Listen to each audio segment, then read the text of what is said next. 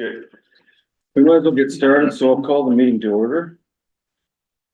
We have a resolution number 122-24, be it resolved that the meeting be convened at 7 P.M. with Mayor Ray Muir in the chair, moved by Mike. seconded by Bill. Debbie. Sorry. Bill. All those in favor? Opposed, that is carried. Roll call, Muirhead present, Kellen Oach present, Anderson present, Ray present, Sudak present, Youth Councilor Downey present. And accounted for. With the adoption of the agenda, we have resolution number 123-24. Be it resolved that the agenda for the regular meeting of May 14th, 2024 be adopted as circulated. Moved by Yep. Johnny, seconded by Okay. Debbie. Any additions or deletions? No. We had something we were gonna add. What did we talk about the other day? What was that?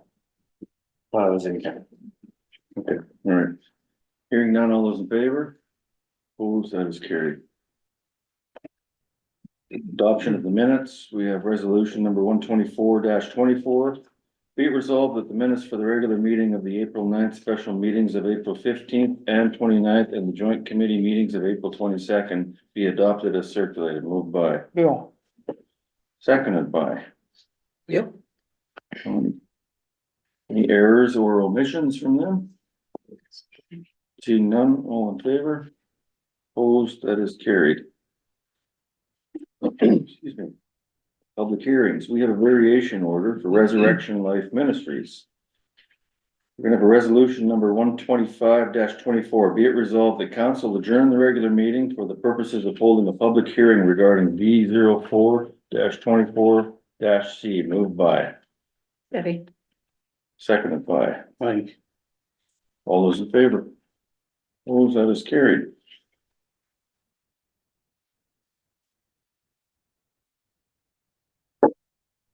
Who starts? If you don't mind, I will. Okay, so we had an application from, this application has actually come from, Riverview Building Supply on behalf of the trustees of Resurrection Life Ministry. So, part of the package that was circulated to council was a preliminary set of plans that kind of detailed out elevations and floor plans and whatnot, along with two different site layouts, one showing the existing site requirement setbacks from the current zoning bylaw, which is the and then also the one that we're looking at bearing down. So this is a variation order application to reduce the rear setbacks. So we are looking to reduce the rear setback from 25 feet to 10 feet on the property in question. So that is now the two properties that we're speaking, or the two lots that we're speaking of, don't actually have a civic number at this point in time because they were originally tied to 1042 3rd Avenue. They have been subdivided and they've been left in their land lots. So as such, they don't have a civic number, but they are the two adjacent lots to the Resurrection Life Ministry Assembly Hall. And they are looking to establish what they're calling the Family Care and Literacy Center. So this would be a detached structure, a standalone structure on these two lots. And again, it's all part of the same use. It's all tied to Resurrection Life Ministries, but it's not, we're not going to be adjoining the building. So as you can see, we have this was done just for provide council orientation on the lot. So again, we have that 10-foot buffer at the back. This is bordering onto the residential properties that are adjacent to it. And this primarily is for a better allowance for parking. So again, if we had that 25-foot setback, we wouldn't be here, other than potentially for a variation order to address parking, because again, that 25-foot rear setback really eats up a lot of that front portion of the lot. And with the current building codes that we have in place now, we have very, very strict requirements for accessible egress into the building. So we do have quite a large ramp that is being put on the front of the property, or front of the building, I should say, to allow for better access. And that does eat up quite a bit of space. So we know that obviously non-residential uses within the residential zone always have concerns for on-site and off-site parking. In the zoning bylaw, we do account for parking. So again, this is to try to alleviate as much off-site parking as possible, just to step that back into the closer to the rear property line. We do have right here, so if we do have any questions, by all means, best to ask the trustees themselves. Can you put that, schematic back up? I just wanted to ask a question. We didn't put any doors to the back.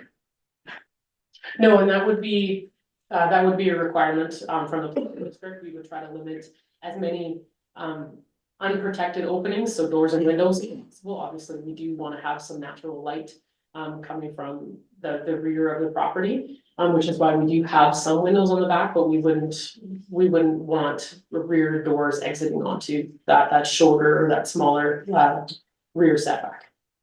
So the 25 to 10 at the top, that represents the north side? Yeah.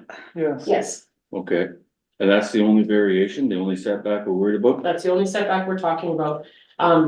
Now, again, knowing that there are always concerns for parking. One of the things we did establish with your zoning is we did allow that, if, parking reduction, was requested, that we also could do a variation order with that.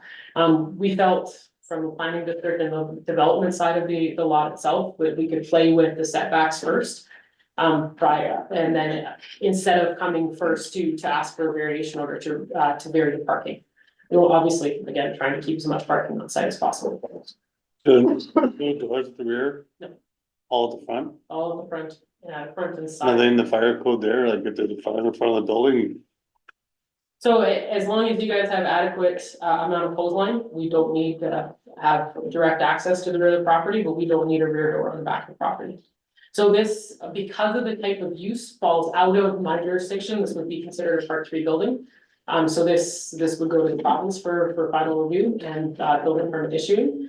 And again, that's why we see things like the larger ramp. There's also a lift that's been allocated, or floor space has been allocated, because it is a requirement to have a lift going forward in these type of assemblies.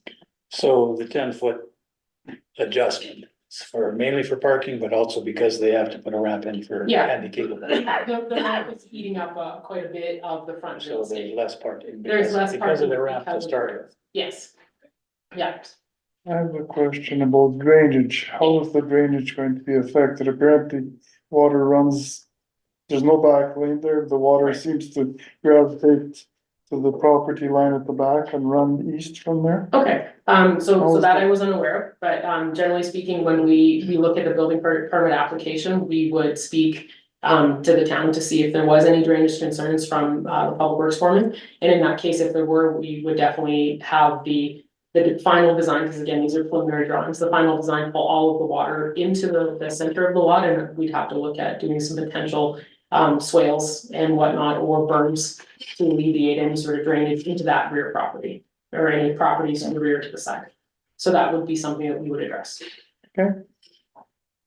So what about zoning? Is this allowable in the zoning? Like, is this still residential, did you say, or no? So this is in the residential zone. I'm just gonna- Is or isn't? Is, Is, okay. yes, so we allow places of worship and assembly and schools and childcare, playgrounds and parks, those type of facilities to be allocated into this zone. So there are different requirements, obviously parking, we have quite a different allotment for different types of uses.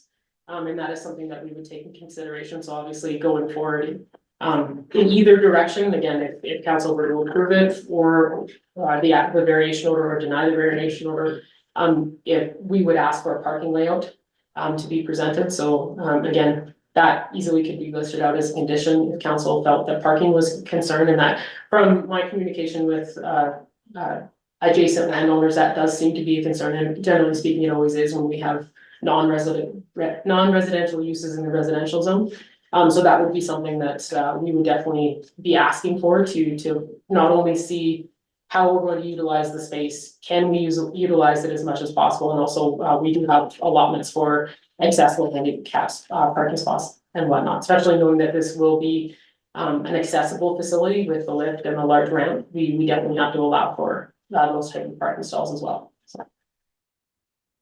So I see a delegation of people here. Do we have anybody to speak, or am I allowed to ask if anybody has any comments or concerns, or? I would like to speak. Yes. So we have obviously 4 members who are here and they have signed in, they're all wanting to speak. You're on. Thanks. We live on Fanny Street, kitty corner to, over one house, but kitty corner to the church. And we have some concerns because it is a busy street. It's the truck route, so we already have a lot of traffic. And that corner is very busy. It's also a hazard for children crossing there because of the traffic. And I'm not so sure that that's the location for childcare of any kind. We're concerned about the parking because once you put a building in there, it's going to really cut back on the parking. And we're concerned about what that's going to do. Are they going to be parking on the street, which is going to cause problems? The other issue we have is once that building's there, is it gonna be used 24 hours, like all day long and evenings and everything? Because in the past, when the Jehovah's Witness Church was there, they were extremely good neighbors. They had good services and they had meetings, but there wasn't a lot of traffic. They parked in the parking lot.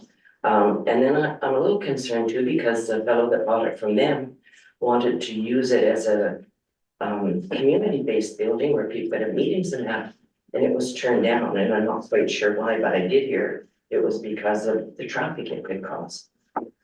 And I think there has to be some consistency. I mean, I could be wrong on that, so you can correct me, but there has to be some consistency and decision on how that property is used. So I guess those are our major concerns about it. And what's gonna happen in the future, how much more use is it gonna be? Okay. Thank you. Anybody else have any? Well, the only concern I have is that with Ross is the drainage. I had a right directly behind it. And I can tell you, there's the water pool on big time in that corner there. And normally it flows out towards Third, but sometimes it gets pretty deep in there. That's why that building I have in there is built up fairly high, because I know the water can pool down there. So that's the one concern I have is the water drainage. It's gonna be addressed. If you go more rates, the water sits in there in the corner. Anyone else? Chuck? Am I right in believe, hearing that this is a daycare? Is sort of used during the daylight hours for children? I'm not sure what So the application itself is for, and again, the terminology is being used as family care and literacy center. So from my understanding from chatting with the trustees, and I'm gonna call it Youth for Christ, but I know it's Powerhouse Youth, is the terminology. So not necessarily a daycare facility, but working with children and youth within the ministry itself. Now again, with Ray here, probably best to let Ray speak to that. Again, daycares are considered permitted use, childcare facilities are permitted use in the residential area, along with educational centers and these type of assembly occupancies. So. that answer your question, or? Well, I just wondered if it was gonna be people staying there over night and stuff. Well, shouldn't be. Okay, so, I don't know when to speak. okay, you're done, Chuck? Pardon? That was all you had, was just, it was a daycare, or? Yeah, well, a daycare facility doesn't bother me, but a facility used for something else, maybe down the road. It would be used for people staying there. Or whatever, like. Suppose the daycare doesn't work out, would just be turned into a commercial village. So this use is, though the lots are standalone, it is very much tied into the Resurrection Life Ministry. So, if the concern is turning the building into a residence or some form of residency, type use, I don't feel that would be allowed under what it's currently zoned as. We have to look at doing the conditional use order, but from my understanding, speaking with the trustees, it is that the planning district has less of a concern of the change of use, obviously. Education and childcare and ministry and that sort of thing. Very much what the building is designed for, it would take quite a bit of redevelopment of the structure itself to. So. But again, Ray, if you like this, email There won't be no residency there. Yeah. It's gonna be, when we have it, like, can I speak on? Yeah, I was just gonna say, everybody else, there's the drainage, there's the parking / congestion issue, and there's what Chuck said about daycare possibility of a residence, so if you can go ahead and speak and answer those things, and whatever you wanna say. As far as the drainage is concerned, it's been that way ever since we got it. We didn't change anything. Yeah. The water just been going that way. We have graded it on a regular basis to keep it proper. My brother who builds all kinds of things, has mentioned that, when this project would go forward, we would have to have better drainage. Where I don't exactly know how the culverts work, but we'd have to do something so the drainage goes the right way. And we would probably want to pave it. So on where the parking is, the reason we want to pave it because we want to have it multi-purpose, because if we have a youth, we want to have youth out there. As far as a youth center, we want to have it as multi-purpose. When I say that, there are different ages of youth. So one thing youth love to do is basketball, and so putting some hoops in there and having them being able to play basketball is something that we probably would want to do. And as far as the facility, it is a small building, and we're needing to expand to have room for, for youth and for children's church and for that type of thing on the weekends. But if things go right, there is such a need in this community for daycare, and to get that to that particular place of daycare, there's a lot of things that have to qualify, because we want to do it we want to do it under our non-profit organization.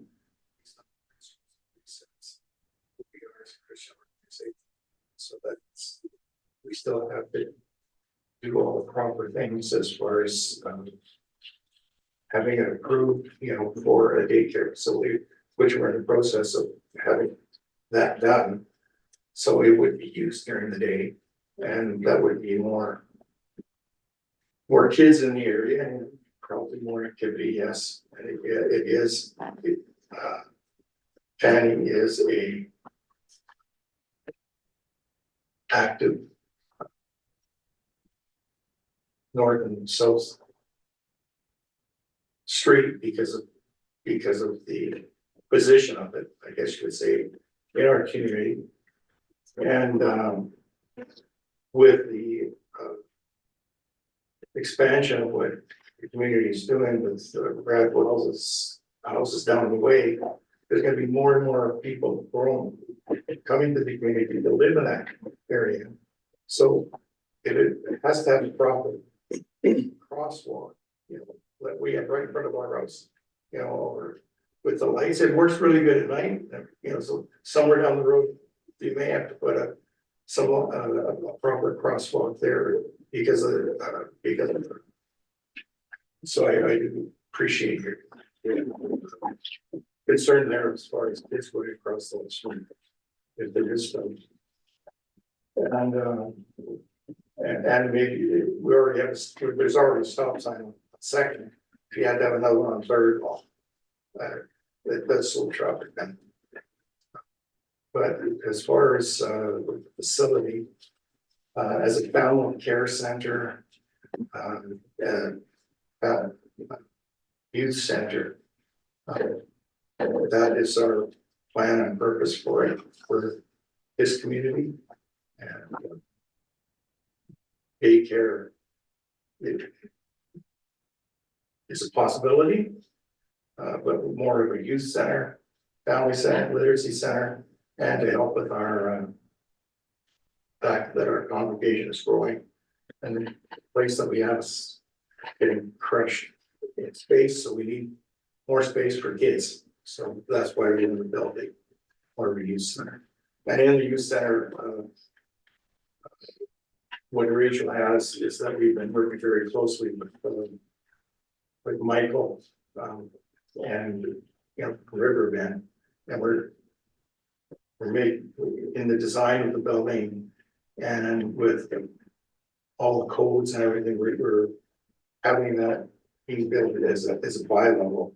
So there would be more access for more availability, different programs going on at the same time for kids and literacy and reading and teaching. Yeah. Does that help?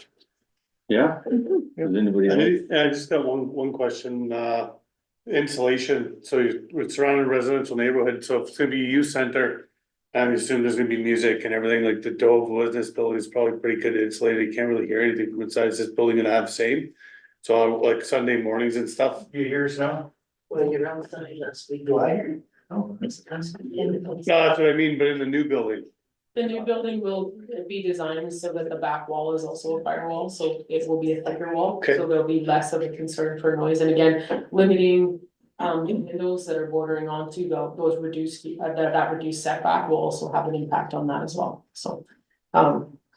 Again, these are preliminary plans, so without a final set of plans, I don't know exactly the wall construction that we'll be utilizing.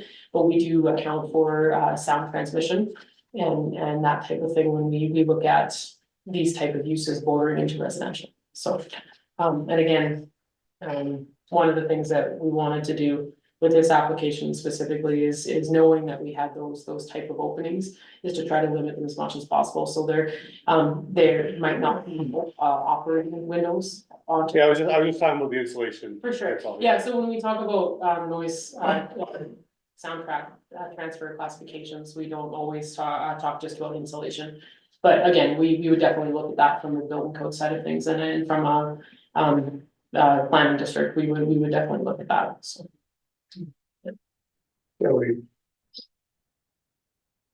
Okay, definitely want to make sure there's enough insulation for the neighbors behind us.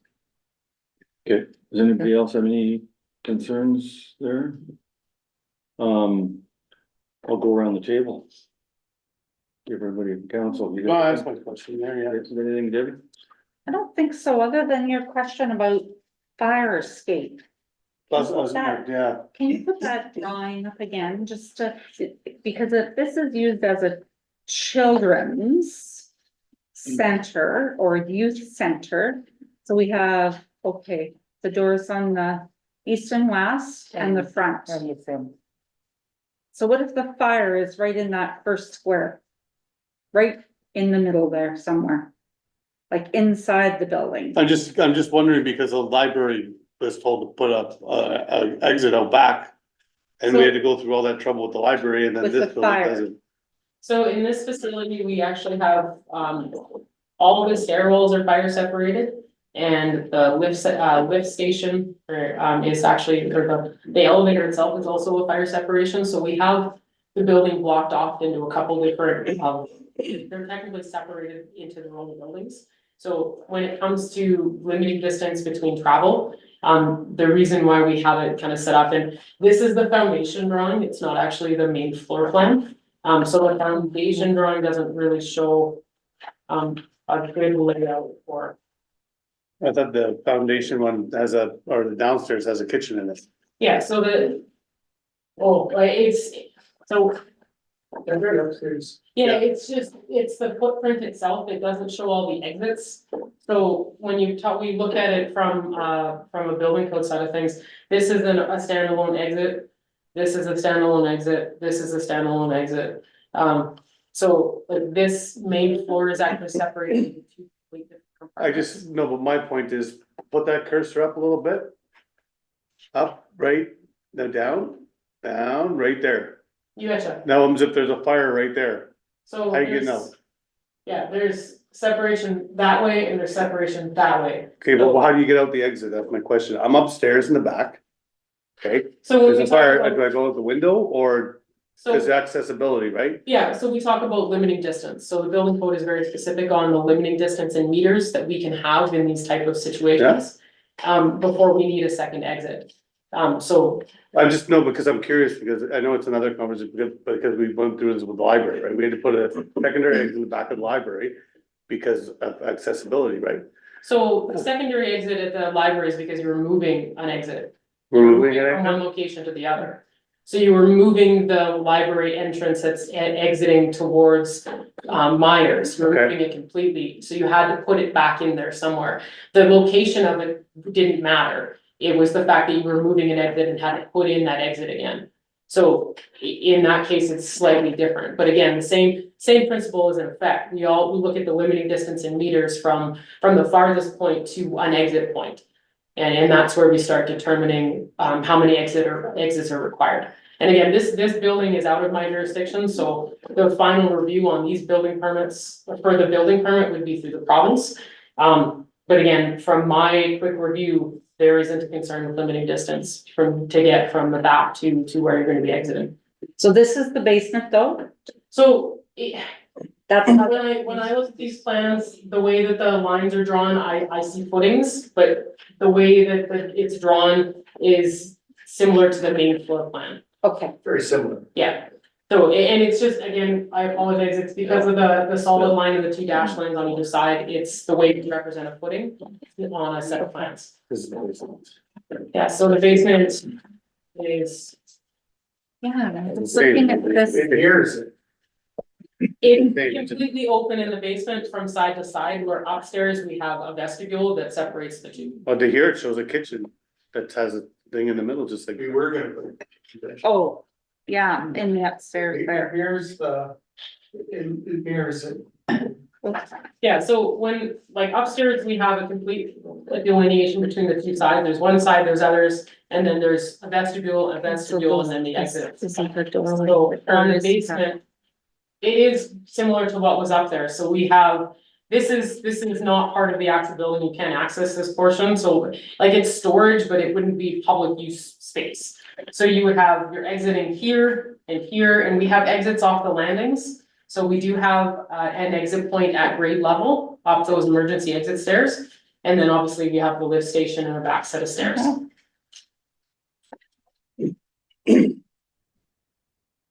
So one of the things that we would do, and again, knowing that this isn't a permit that I would be issuing, we would circulate it out to the fire department for their comments and concerns. And that would happen prior to issuing the development permit, which triggers the building permit through the province. How many square feet is the building? You showing the elevation? Yeah, Approximately 80 by 40, 80 by 40. approximately 80 by 38. I have mine broken down into spaces. I apologize. Again, typically on a set of plans, we would have 3,000 square feet. Yeah. Top mechanisms. 700 square. No, that's nice. Is that all you had, Debbie, or? Yes, sir. Okay, Yes, okay. Johnny, you got anything? So if we didn't approve this, you're gonna build the building in it. well, there would have to be considerations Yeah, for but I parking. mean, if we didn't agree to this alteration, you're likely gonna build the building anyways, and if one of the concerns is parking, and we We- didn't approve it, there'll be more parking on the road. So we would have to come back, if this wasn't approved, with a variation order to reduce the number of parking spots required. Because we don't have enough space with the building itself. Technically, they could modify it, and as long as they could prove to the planning district that there is enough parking spaces between both facilities, they wouldn't have to come back. So basically what I'm saying is. If we approve it, great. If we don't approve it, you still build the building, you still gotta take care of the drainage, you still gotta take care of the parking, you still bet. gotta do all that stuff that has been raised already. Yes, yeah, all of the concerns that have been raised, would be addressed at, the development permit state. Or process, because again, we have to ensure that the proper development of the site is continued prior to a building permit being issued.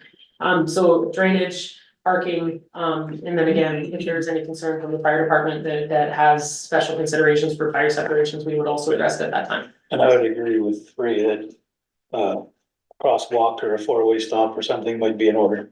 And we can look into that at any time. Richard? Multiple new stop signs, right? Yeah.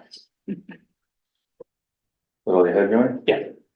Bill, you got anything? No, I think I asked what I wanted to ask. I don't think I had anything. We're here just for the variation to vary the backyard. We're not here for any conditional use or any. No, so there is no additional conditional use, again, knowing that there is the potential concern for parking, variance orders are different than a conditional use order, council can apply a condition. So again, if the main concern is to be parking or on-street parking comparatively to on-site parking, council could ask for a parking plan to be issued to council for review. It would be something the planning district's gonna ask for as part of the development plan application anyways.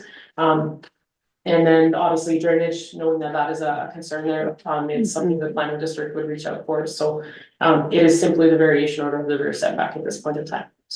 So can I ask you, Ray, when it comes to parking, is that something that you will address, look into, take under consideration?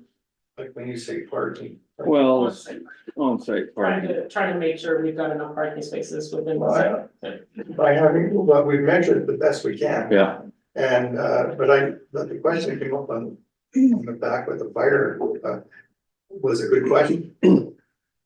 By having the 10 feet, like from the back,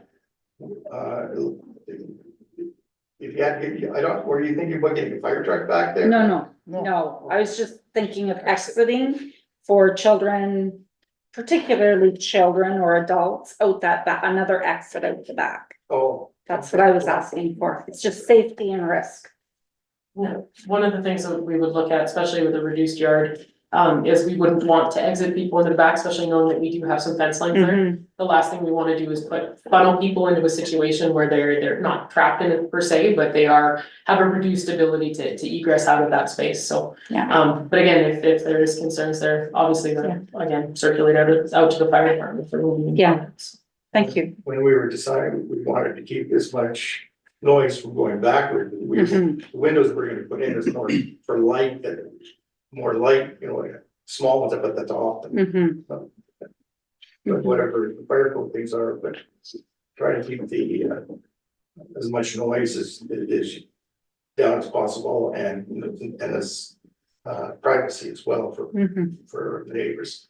And, I measured everything up. We should be able to still get at least 2 rows either way. And then if we need to do more parking in front of the church, we can do that, like what the grass is, if that's offered, if we can do that as well. So that was one of the other questions, but parking should be fine.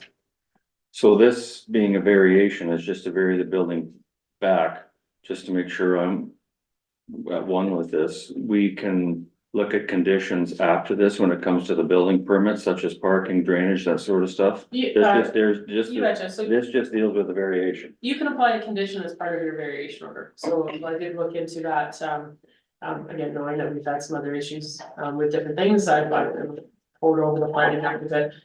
So with a variation order, you can apply a condition, so again, if there is concern. The drainage, I don't feel will be as of a concern as the potential parking concern, because if we are digging into the ground for the basement, we do have the ability to pull said material out, level of the property and apply textiles within it to be able to alleviate the drainage issue. But again, if council feels that there is a concern with parking, a parking plan would be the suggestion from the planning district, and it would be a requirement, and I know the draftsperson quite well on this, and I have already explained that it would be something I'd be looking for. So I'm sure, he's already kind of working towards putting that in place. The orientation of the ramp is from, yes, you can all see, it takes up quite a bit of square footage, so that is something that I've already tweaked with him. To see if there's any way that through the building code that he can modify that, so it's not taking up as much space. But it would be something to consider, because obviously you have the drive approach comes up right along the internal curve that they have on site. And we'd have to kind of play with what we've got. Best case scenario to get as much on-site parking as possible is to reduce that rear setback. I would like to, suggest maybe conditions with drainage. I mean, I would assume that you would take care of it, but it's not Mhm. unattainable if we did have something in there to address drainage, now's the time. And I wouldn't mind having a parking plan as part of. Oh, Can I Dorothy, ask, yes, I know when you're building a school, dropping off and picking up children is extremely important. yes, So if we're gonna have children there, dropping them off and picking them up, there has to be, a space for that too. Mhm. yeah, good point. How come in the drawing here, I'm looking at the ramp? The first drawing, that's very detailed, like, it just shows like the ramp. Going no further than, I guess the landing. But in the scale drawing, the blueprint, it goes right out almost in front of it in like an L shape. Yeah, So so, which one are they using? This first one? That doesn't, where it kind of goes up 1, 2 levels, or are they doing this big one that's a big L? Because in this first drawing, this ramp here doesn't really take up Mhm. too no, much it's space. the U shape, It's is the the U-shaped proposed plan. So Bottom one. the elevations themselves, are misleading when it comes to that ramp. It's the actual, page 2 sheet, floor. Yeah, no, I know, that's why I'm asking. Yeah. Like, there's 2 designs of the ramp, and we're just wondering, was there a reason why the other ramp, like for parking, anyways. We're here about setback, but we're talking about parking, right? So I just don't know, which, like, is that because that's not to code? In this drawing, or, So the U shape is utilizing all the code requirements. okay, and this other one isn't? The elevations, again, these are preliminary drawings, not for construction, so. No, like They're, that? when it comes to the actual application, it's the floor plan themselves that they will, it's not the elevations, so. So does anybody else have any questions, concerns, comments? That would be my suggestion, would be the drainage. The Parking. parking site plan, and actually Dorothy had a good Yeah, idea about with- the drop off. With the drop off. Yeah.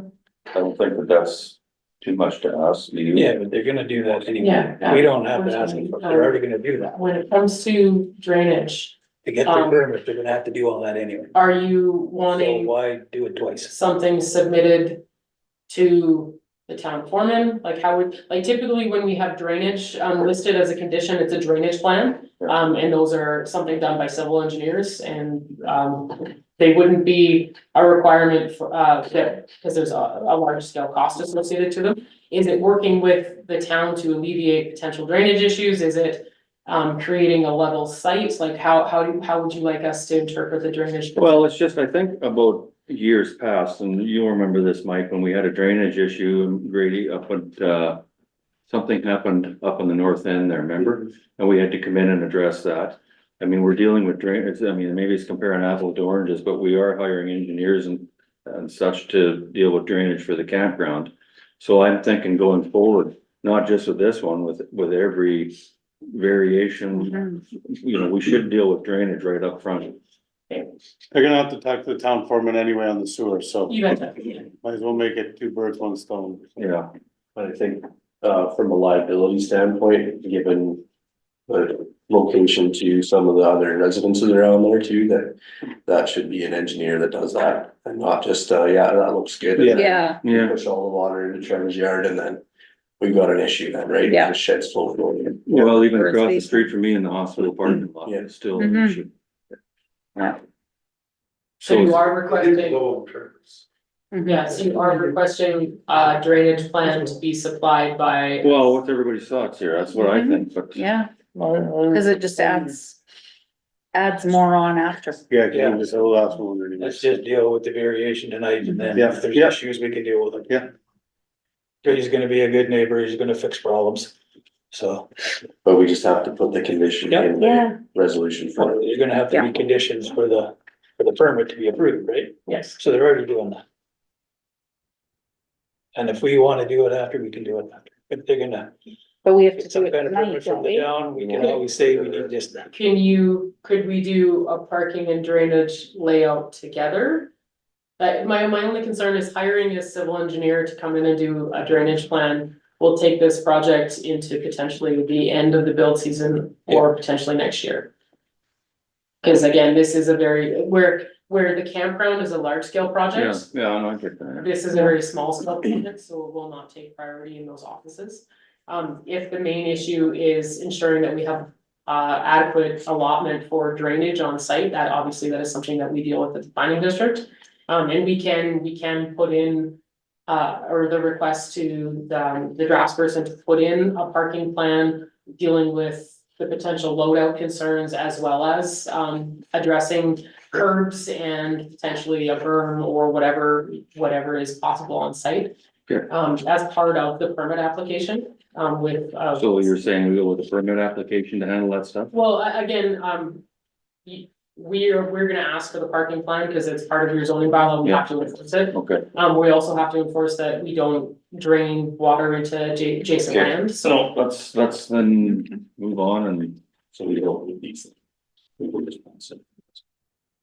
We don't need these conditions. Like, Cause you're covering. we're covering them from the planning district side of things, they've already, like, I've already requested a parking plan and parking layout, so. If I know that drainage is a concern, I will definitely ensure that the plans show elevations. Yeah. And that we can address them, so obviously we don't want anything lower, and Yeah. we'll take into account the adjacent land as well. Okay, well, you've heard the concerns tonight, Rachel. You betcha, yeah. All right. Has anybody else got anything? No. Hearing none. And we'll move to this next resolution then. We have resolution number 126-24, be it resolved that council close the public hearing regarding VO 4-24-C and resume the regular meeting. Moved by, Like, seconded by. Good. All in favor? Opposed, that is carried.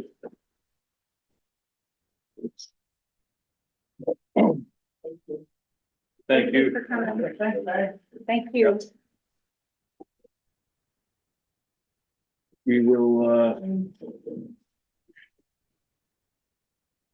move on to planning matters.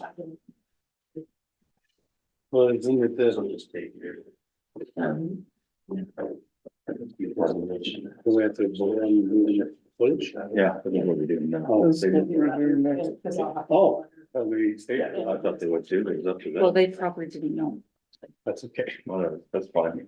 It's gonna get a little bit ahead. Oops. Okay, no problems. The plans to, once I receive the final plans to the fire department. Send me. Got it. Okay, I'm gonna read this resolution on the planning matters, okay? We have resolution number 127-24, whereas council has given due consideration to V 4-24-C and has held a public hearing as required under the Planning Act. Be it resolved that council approve variation order V 4-24-C, namely to reduce the rear yard setback in the residential general zone from 25 feet in the RG residential zone to 10 feet in the RG residential general zone.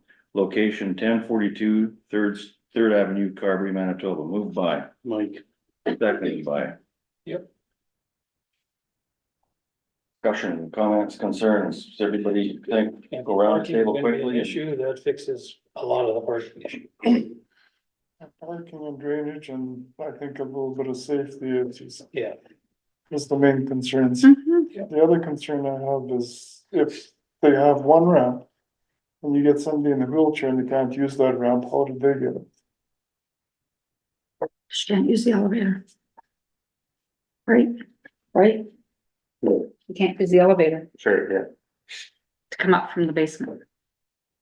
Well, it's one concern, but also if one ramp is that are used, how do you get out of the building in a wheelchair? Mhm. Carried out by fire Or is department. that something that we discuss here at a variation? No. I don't think It's so. just a deal. This Yeah, that's it, setback, yeah, Anything, Yeah. Mike? No, I'm fine with the setback. Debbie? I'm good. I'm good. Good. Okay, I'm gonna call for the question. Okay. All those in favor? Opposed, that is carried. We have part 3 inspection, we wanna go to the delegation? Yes. Okay, so let's do delegation at 720 assessment office. Assuming that's you, welcome. Me.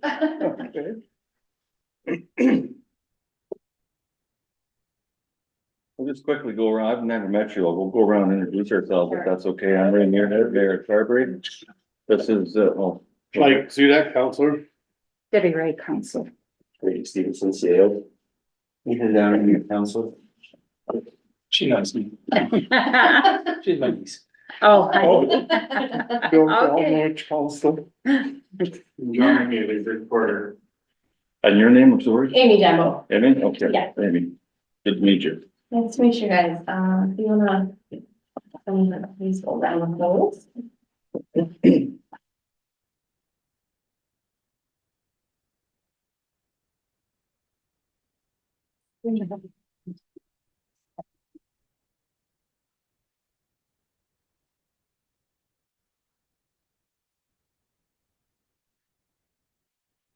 Okay, so I'm with Property Assessment, so I'm here just to let you guys know what's going to be happening with the reassessment that is occurring in 2025. So we reassess properties every 2 years in the entire province. We do the assessments for everything in the province except for the city of Winnipeg. They have their own assessment department, but we all follow the same rules. So even the city of Winnipeg gets reassessed at the same time. So the last reassessment was in 2023. And those values were based on an April 1st, 2021 market. So we're upping the reference date to an April 1st, 2023 market value. Oh, no. So we reassess every 2 years so that we can follow market, make sure we're following the trends. And then we're making sure that everything is equitable and fair throughout the municipality and the province. And it also helps to the ratepayers to just kind of understand the process a little bit more when it happens more often. So these assessments will be used for your 2025 property taxes.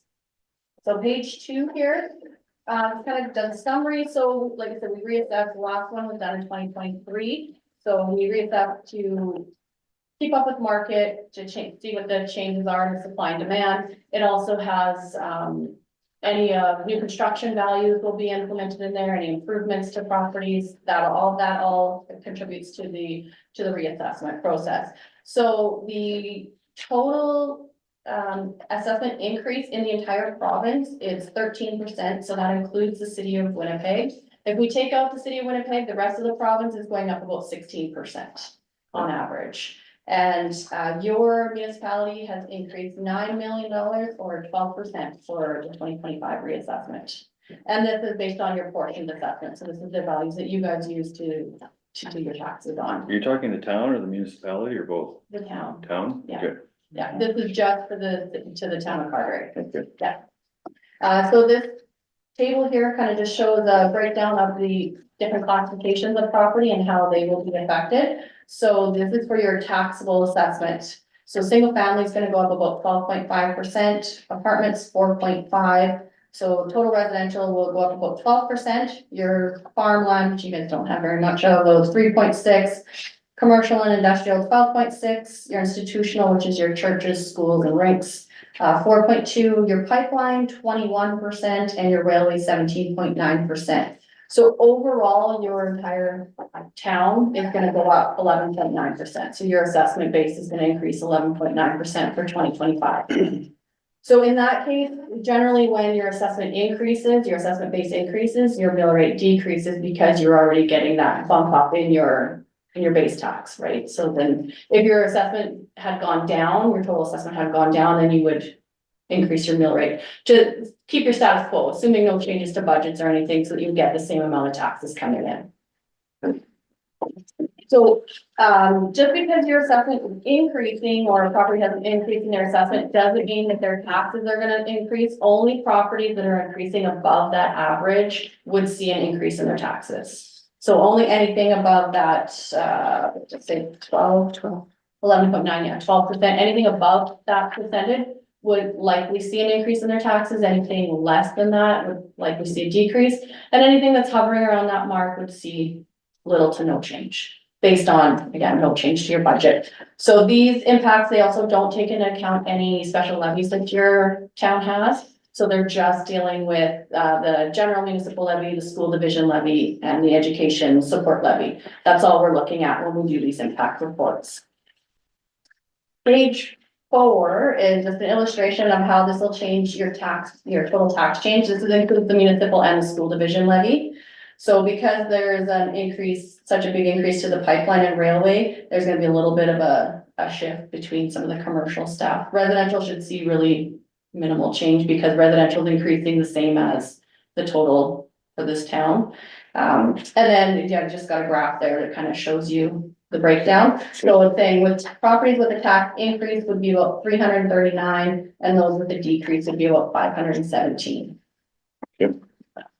Page 5 is just another table kind of showing you, this is only is for your municipal levy though, this is not including the school division levy, so this is just based on you guys. Just again, showing you how it would kind of shift around in the taxes based on each individual class. And like I said, that single family is not gonna change much because it's right about the same as what the total town increase is.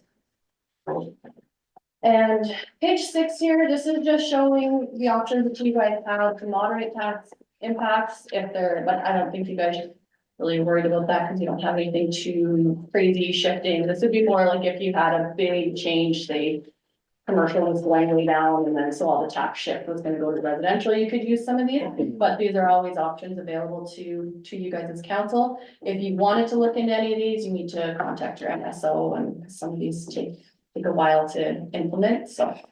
Sure. Page 7 is a list of all the provincial tax credits that are available and being used currently. The one thing to note is that in 2025, the education property tax credit will be changing. It's gonna change to the homeowners affordability tax credit up to a maximum of $1,500 on your principal residence. So there won't be checks mailed out anymore like they have for the last couple of years.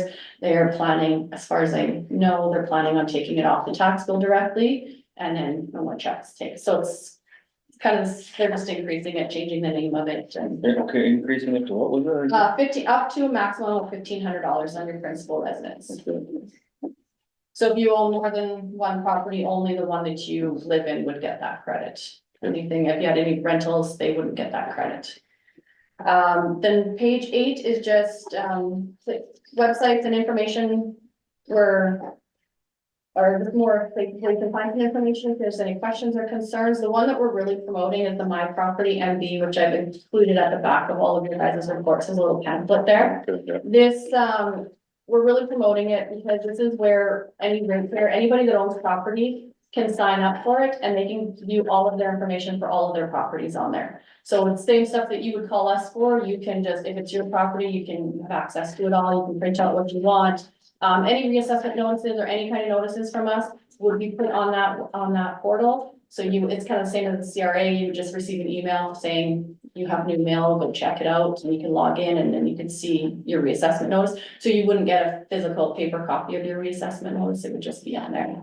But we're really kind of promoting that My Property MD. Yep. So as long as, if you own multiple properties, as long as everything is registered the same, exactly the same at land titles, you only have one client ID and then everything will be on there. It's registered differently, if your names are spelled a little differently, or you have a company name, then those each would have their own client ID, so you'd have to register each one. Just gonna say that the my property or, yeah, well, that one was out today. Oh, yeah. Well, look at you. Well, Sharon looks after these things. Yeah, so the 2025 notices are put in the mail today, so people will be receiving them within the next couple days. If you have already signed up for My Property MB, they will be available. I think it was this evening or tomorrow that they're available, so if there's any questions or concerns with anybody receiving their notices. They'll be out in the next couple of days. As always, forward any calls or questions onto our office. We're more than happy to deal with them. It's easier to deal with them now ahead of time than next year. Because if there are any issues or questions about it next year, if we do make a revision to the assessment, we can't do anything for 25, so they're stuck with it the way it is for 25. We'd only be able to do it for 26. So we always recommend talk to us ahead of time so we can make any changes if there is anything that needs to be done. We want to make sure that things are assessed the way they're standing now, so we would rather deal with it. So I have a question. Yep. You're always 2 years behind, so we're basing 25 on 23. Yeah. 23 was not an assessment year, so you're basing the assessments on fair market value as of 23? We're basing it on as what a property would be worth as it stands today, what it would have been worth as of April 1st, 2020. So where do you get the numbers from? Real Estate Association or? So when, anytime a property changes ownership, it's get registered at Land Titles. Land Title sends us all the change of ownership. So we get copies of all the sales that occur and then we verify those sales. So we either stop by and do a physical inspection and leave a door card, trying to get somebody to give us a call back. We do have access to the Keystone, the MLS listing, so we can get the information from there if it was, registered on MLS. Just because we want to make sure that these are valid sales. It's not sometimes sales get registered as a $1 sale because it's a family sale. We don't look at those sales because we don't say, those aren't indicative of what the actual market is. So we analyze all the sales. So in the town of Carberry, we would look at all the sales that happen in Carberry. We break it down. We have Carberry broken down into different neighborhoods. We compare similar neighborhoods, similar type homes. And we look at the sales of what happened for those ones, and then that's how we determine what our market value is. I can't remember now, 23 was only last year, but did property start to take a dip then with the? Market was leveling a little bit by 23. It was starting to, I wouldn't say they were going down, but there wasn't any big hikes or anything in it anymore. Okay. Yeah. Important information, you guys have an open house June 12th.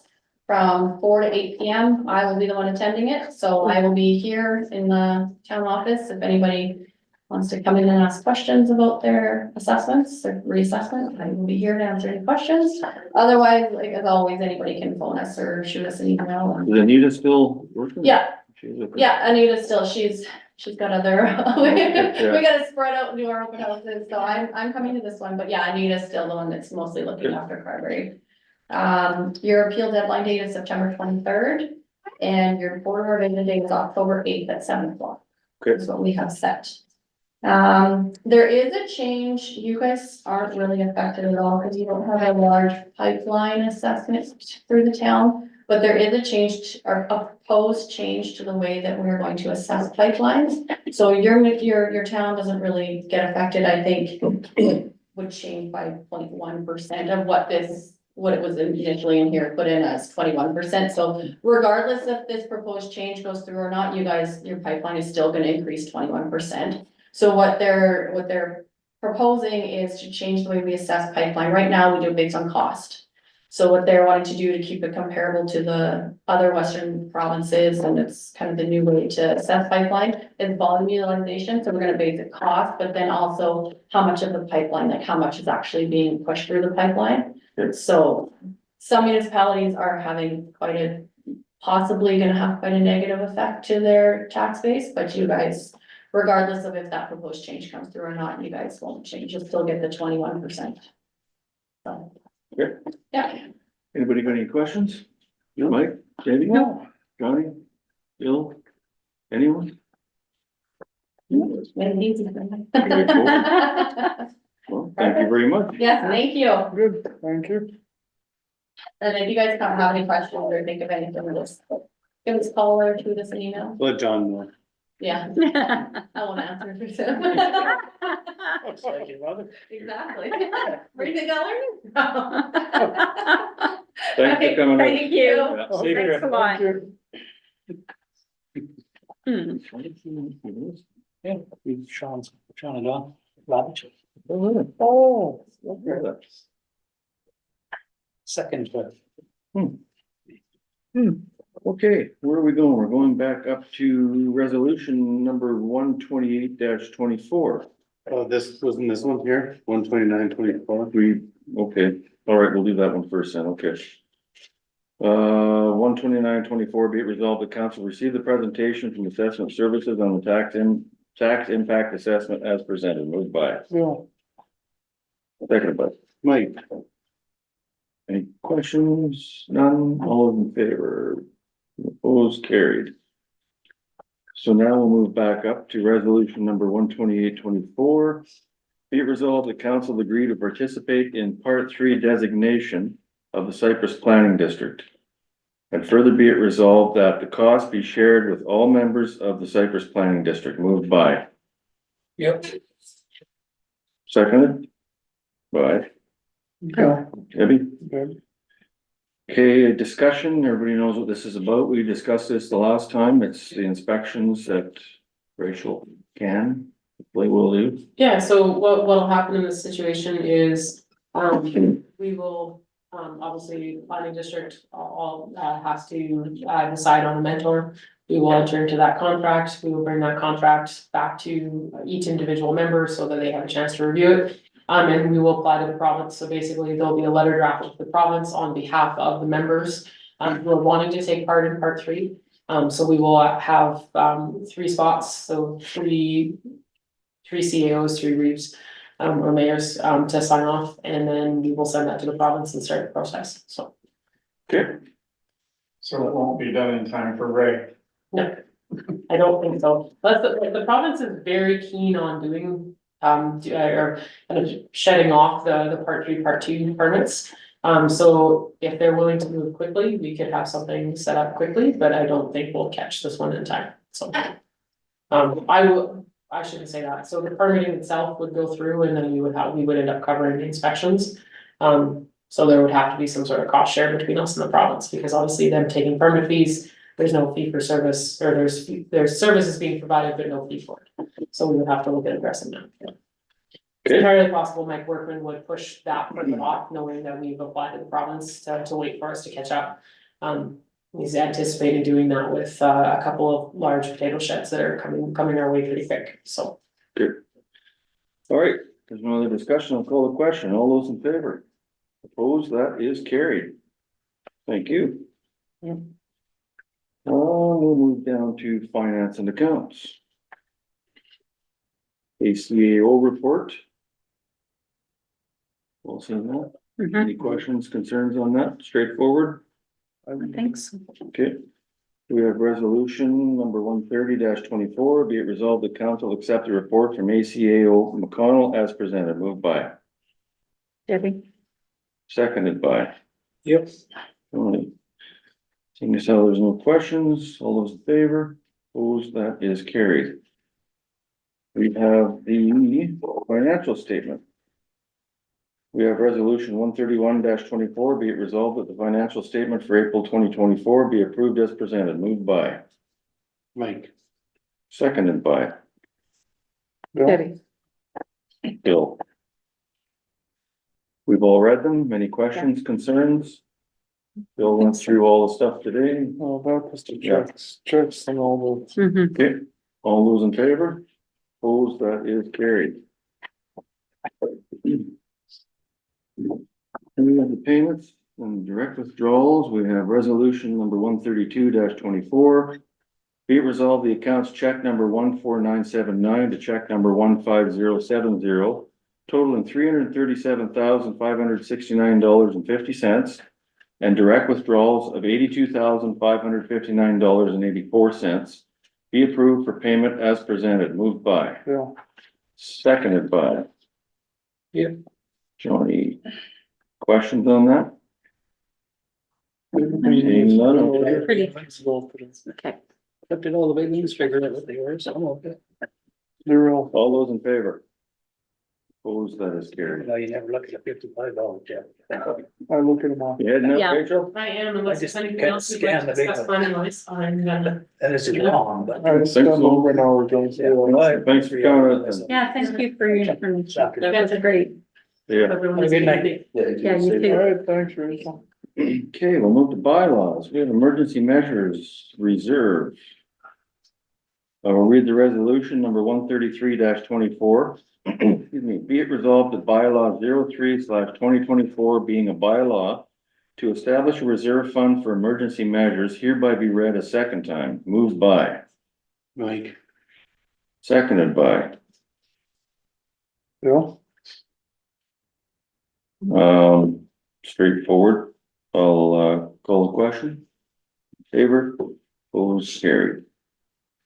We have resolution number 134-24, be it resolved that bylaw 03/2024 being a bylaw to establish a reserve fund for emergency measures hereby be read a third time and signed by the mayor and CAO, sealed and become law. Moved by, Yep. seconded by Mike, Debbie. This is a recorded vote. Has anybody got any questions or concerns before we vote? No. Seeing none. Muirhead, 4, Kalanowitz, 4, Anderson, 4. Ray, 4. and Sudak. 4. That is carried. Thank you. Child Care Development Reserve. We have resolution number 135-24, be it resolved that bylaw 05-2024 being a bylaw to establish a reserve fund for child care development hereby be read a first time. Moved by, Mike, seconded by, Bill, discussion on it was only the first time, so we got lots of time. Anybody have any questions on it? Just to establish a reserve account for, as they fundraise for the new childcare center, then it will get put into that reserve. perfect. For that use. Yeah. Good. Thank you. Sweet. All those in favor? Opposed? That is carried. We have the financial plan. We have resolution number 136-24. Excuse me. Be it resolved that bylaw 04-2024 being a bylaw to set the rates of taxation for the year 2024 hereby be read a second time. Moved by. Yes. And seconded by Again. Debbie. I just have one thing to say on the presentation. I heard lots of good things, people saying it was easy to read and it was nice to put. It was online, right? Yeah, there's So, no yeah. recorded presentation. Right, so it's, it was very easy for them to see where their money was going. I got lots of compliments on it. For people that looked at it, just, and pass that along to Teresa and Yeah. everybody else that worked on it. So I'm just saying it's a good job. You know, we kind of made it easy for everyone to read. people were happy. People were that happy, yeah. weren't going up tremendous amount. But they got to see where everything was Yeah. going in a Yeah. nice way in that presentation, so it worked really well, it flowed really nice for everybody, I got lots of compliments on it, so just pass that along. Yeah, I'll call this question on that. All those in favor? Opposed? That is carried. Except that's a recorded vote, isn't What is the third one? third one is. I was on the second. Yeah. I flipped my page, you see. Okay, we have resolution number 137-24, be it resolved that bylaw 04/2024 being a bylaw to set the rates of taxation for the year 2024 hereby be read a third time and signed by the mayor and CAO, sealed and become law. Moved by, Mike, seconded by, Bill, and John is right. This is a recorded vote. we're moving buddies, Bill, that's what we're gonna be called now. Moving buddies. Before we vote on this, everybody's good with this? No questions, comments? Okay. I will call for the question. Muirhead, 4, Kalanowitz, 4, Anderson, 4, Ray, 4. Sudak. 4. That is carried. We have unfinished business. We have health action update. well. We do have some doctors coming once in a while now. Hopefully things will get better in time. There is definitely movement now. And we have the backing of the premier and his entourage, so I'm optimistic that things will get better. I think we have some, Mike, thank you for speaking. That was good, by the way. Well, thanks, And, I winged it. yeah, you did a good You job. did a good job. And Where's the suit? for the record, thanks to Loretta Oliver, who did well too. And everybody involved with it, it was good. It was a good announcement. I've had people phone me just as recently as this morning, thanking myself and all of us for everything that went on. It was a good announcement. There's more to come. We still have lots more work to do. We can't just sit back and watch this happen. Grady and I are calling Raina tomorrow morning. We have a meeting with her at 10:30 just to make sure everybody's on the same page, province, EMH, players, doctors, so on and so forth. Raina called me today. The opposition in question period today was questioning the NDP through the scheduling, you know, picking apart as oppositions do. So in saying that, one by the name of Carol, somebody from the Free Press called, and Raina kind of gave me a heads up, and I just basically said, this isn't a 24-hour, 7-day-a-week. We knew this going in, but there's gonna be, you know, it's not consistent. There will be small gaps here and there. We hope to fill them. But I always refer to it as multi-phase. Phase 2 will be more.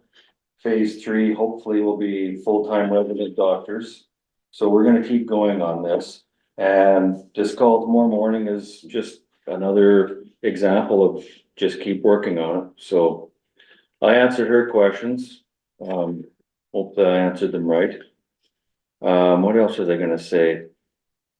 There is the possibility of PMH and the government working with getting a full-time doctor here sooner than what we might think. So without getting into details, suffice it to say that there's some pretty positive stuff on the horizon here.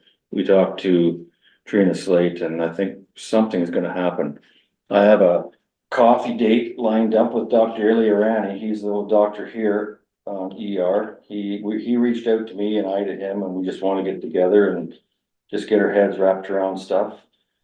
I'm gonna pour the charm on and hopefully see if he'll think about coming out here, but. Where is he from, He's right? from Ottawa. Ottawa. Okay. He's the one that came and he was doing some stuff at Notre Dame, and now he's in Carberry, and he got a pretty warm reception the other day at the announcement. I think that made him feel good, as with Dr. Fishola.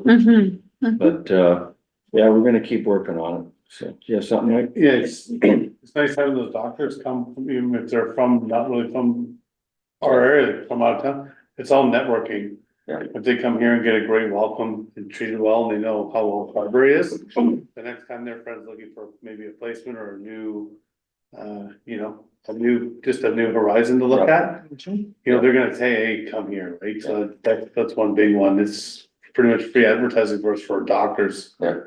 That's who don't keep in touch with, who you go to school or work with, so. I think this will work out better than Waterford Global would have been. Worked out.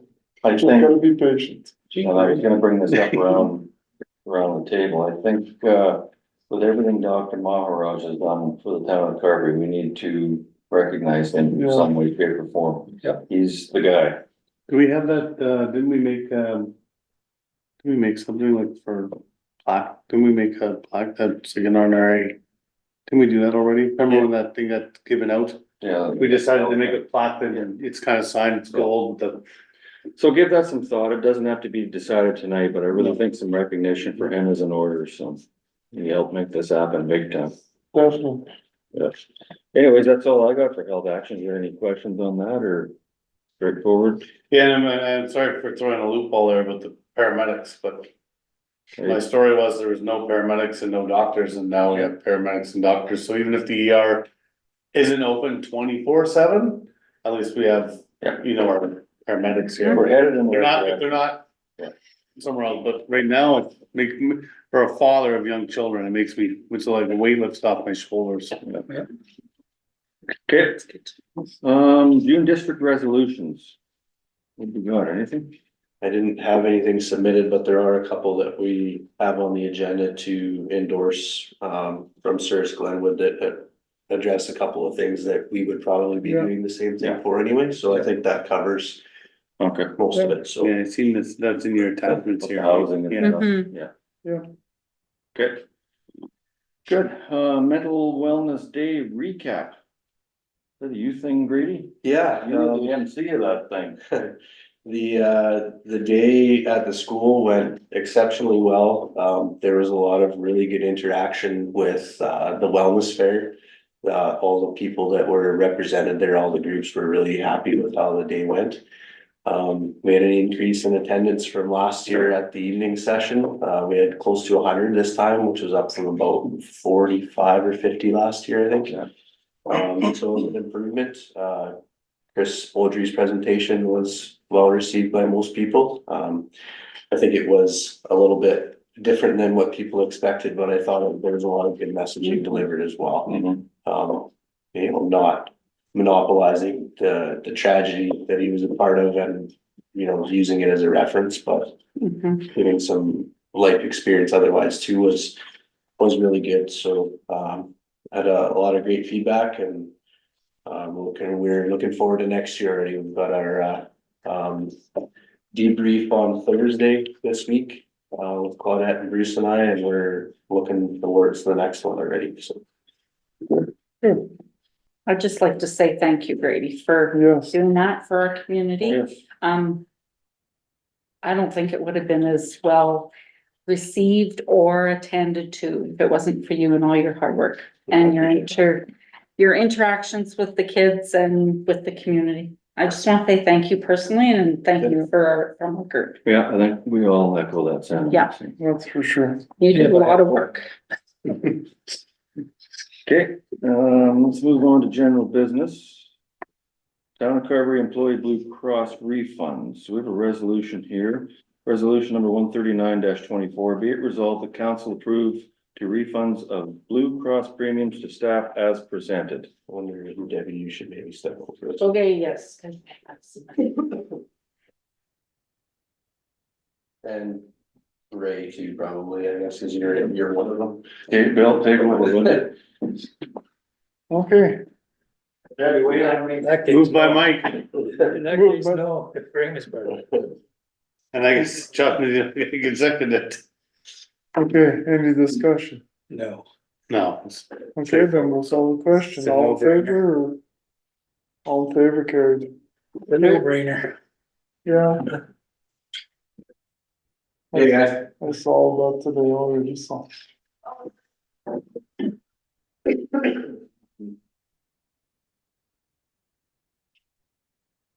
Approved with the exception of Councilor.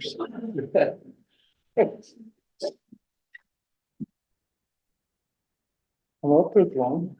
I know, it was just a good stretch. Thanks, Bill. Ray, repeat.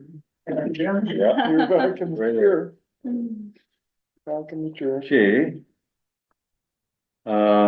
Move to grad parade.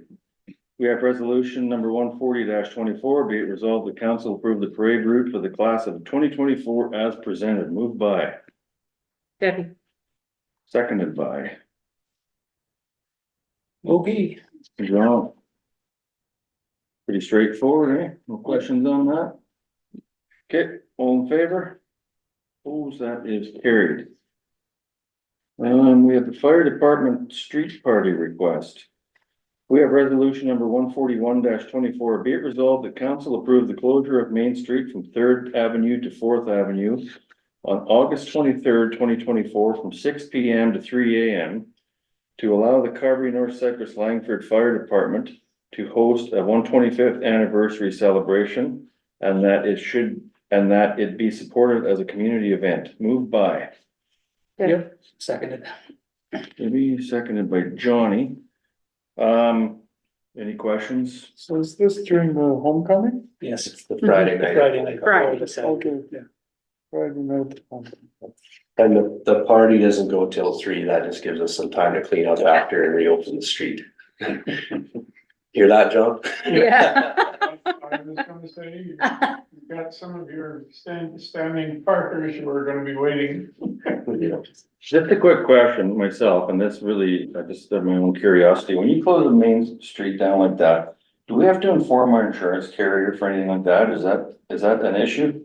Like if you're closing a street down, which could be construed as the main access from the fire either way, does insurance have to be made aware of that? No, but we do notify emergency services. Okay. To the closure.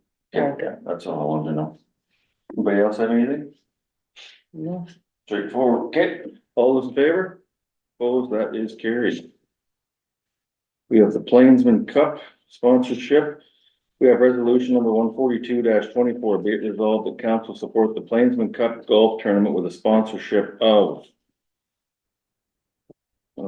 Do we need to fill that in or move and second this first? I think if you wanna discuss where you're at, then we can write it in, then you can reread it. Okay. Throw a number out, somebody. what did we give them last year? We bought tickets and then an amount. Can we let the employees go? Right, Oh, right. So I think we bought four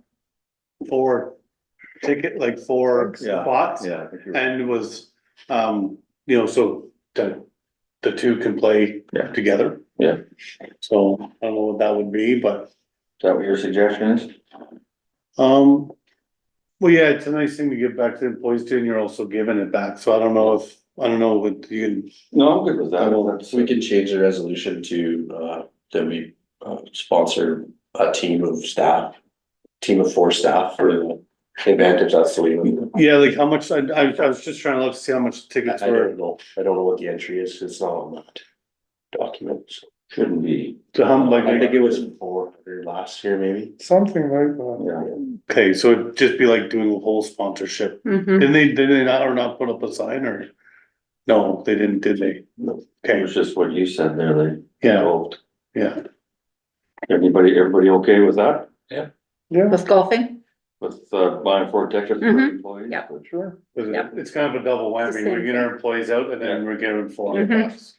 Okay, so how do we word this then? I think just instead of, so go with a sponsorship of a team of 4 staff. Team of 4 staff. Okay, I'll reread this. We have resolution number 142-24, be it resolved the council support the Plainsman Cup Golf Tournament with a sponsorship of a team of 4 staff. Moved by Bill? Bill and Mike seconds it. All those in favor? Opposed, that is carried. We have the SWRRT request letter, which is a resolution. Number 143-24, be it resolved that council provide a letter of support for the SWRRT in advocating for more inclusive and regionally sensitive approach to housing allocation. Moved by, Mike, seconded by. Debbie.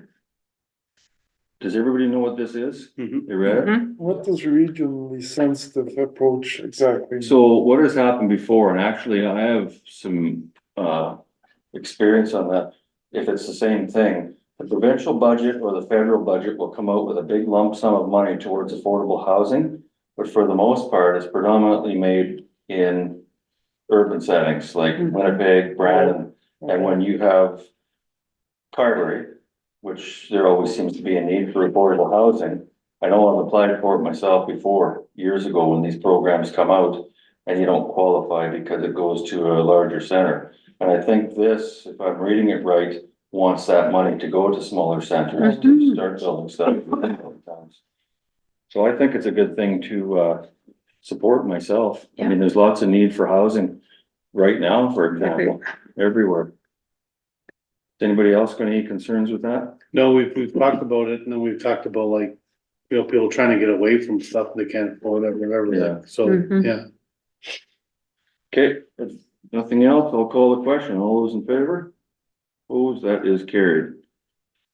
We have Carberry minor ball request letter. Trying to pull this back up, that's. Somewhere. We lost. And all of the documentation.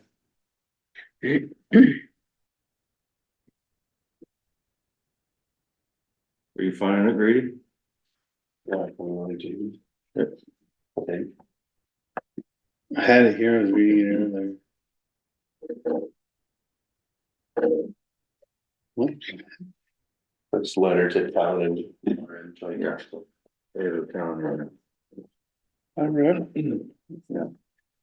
There's a lot of reading this thing. down. They want pumps going and they want a lot of stuff.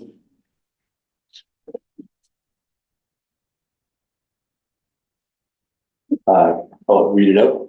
Sure. So we suggested both councils, we already this letter to request an investment in our Carberry Ballpark. Listed are the projects we wish to complete before our upcoming 2024 13U Provincial Baseball Championships, July 12th to 14th, 2024 at the Carberry Ball Diamonds. We know the community as well as other teams and groups that use the grounds would benefit from these upgrades. The ballpark is very evident as you drive through town, and a facelift is in dire need. Beautiful parks create a strong sense of an invested and caring community that's here for the long run. Below is a list of things that are needed for this event in the order of importance. Aggregate and more shale is needed on each diamond, so we have less of a lip along the edges. This will help with tripping hazards, wild ball bounces, as well as overall drainage of the infield. We believe that we will need approximately 80 yards. Attached as a quote for 40 yards for reference. Water, we would like to get the water functioning in the center of the park, as well as water to all diamonds, including testing, quote attached. Water to the aggregate will double the life of this costly investment. Backstop repair, there are some backstops that need to be repaired back to good and safe working order, quote attached. Power to each diamond, this would be useful so that pitching machines could be utilized, as well as announcing capabilities, scorekeeping, and required statistic recording. As discussed at the recent joint council meeting, April 22nd, 2024, the canteen bathroom building at the Carberry Ball Diamonds is having mold issues and needs repair. It was decided that this would be up to the town to do this. It should be town and RM. We trust that it will be in full swing and completed by June 15th, 24. Baseball season is just about to get underway, and we would like to see this project started immediately. The sooner the better for this project, as the bathrooms are needed daily. The canteen is also used on occasion for senior baseball games. We recently started our sponsorship campaign for our provincial event, and FCC gave us a generous donation of $2,000 towards upgrades to our ballpark canteen. The 13U provincial committee who generated this donation would like to see this $2,000 utilized towards upgrades to this building and not towards the repair. Upgrades that are needed include a new freezer, a double sink, new taps, proper countertop, and good quality drinking water. There are a couple of other things that need to be addressed by the town staff at the ballpark. The road within the ballpark, there are lots of ruts and holes that need to be filled, and would be nice to have it graded. We don't even feel that it needs more gravel, just a really good grading and continued maintenance. It's been long forgotten. The water taps in the campground area also need some maintenance. Bathroom maintenance, we know a lot of money has been put in these washrooms over the years. They are in need of a renovation, and we feel better maintenance would prolong the life of them. The bathrooms have been an ongoing issue of blatant neglect. Rodent control, especially gophers, was a hot topic at the meeting, and we trust that this will be dealt with and maintained throughout the seasons, particularly in the spring before they become a big issue. Filling in holes without first dealing with the rodents is a lesson in futility. We were advised that the bleachers are getting a facelift this year with new boards and paint, so that's exciting and we truly appreciate it. The minor ball shed in the middle of the ballpark was also discussed. This shed houses all minor balls, equipment, materials, uniforms, etc. We understand that there was an agreement for storing some town equipment, mowers, etc. in there during the off season, and we are okay with that. However, the flower pots, etc. made it extremely crowded in there and hard to access our equipment, and ask that this can be avoided in the future. With ball season starting this week, we are hoping to be able to have full use of this shed ASAP. Lastly, we'd like to request that garbage, recycling, and bathroom facilities be cleaned regularly throughout the ball season, and especially during our provincial weekend. We want to ensure our athletes and spectators can fully enjoy their experience here in Carberry during the 13U provincial championship weekend, and I know by all working together, we will make it happen.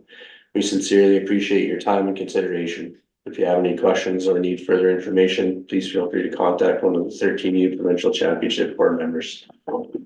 They're listed. So, can I speak to that? Boss.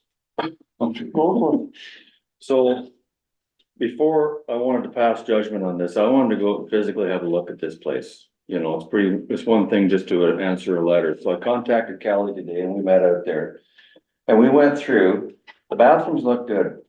They painted the floor, they've got them locked and waiting for the paint to cure. We just stuck our heads in there and they look good. There's just a little bit of lipstick and rouge, so to speak, to put on. They're just gonna paint some exposed wood, but for the most part, I think the bathrooms look good the way they are.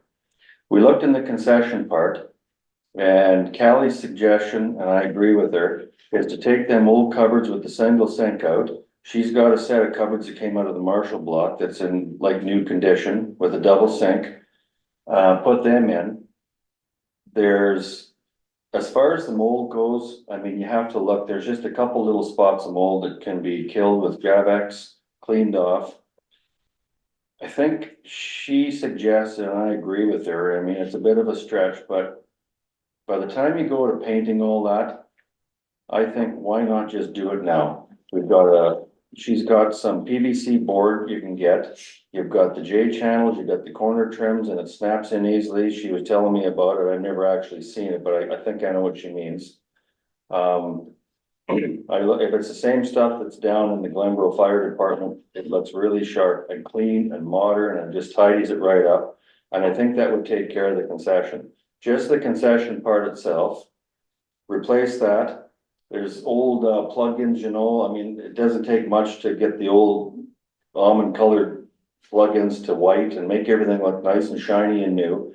I think she said it's gonna cost, I thought she said $2,800, but it is what it is. It's not gonna get any cheaper. The back storage room, you can just leave the way it is. The floors, she can, I think the concession floor could be painted the concrete gray, the same as the bathrooms, and it would just spruce everything right up. She's got another counter there that she can put somewhere, and it would look good. I would strongly suggest we do it while we've got the time. I think it's June 15th is coming up that they want it done by, and that's gonna come sooner than later.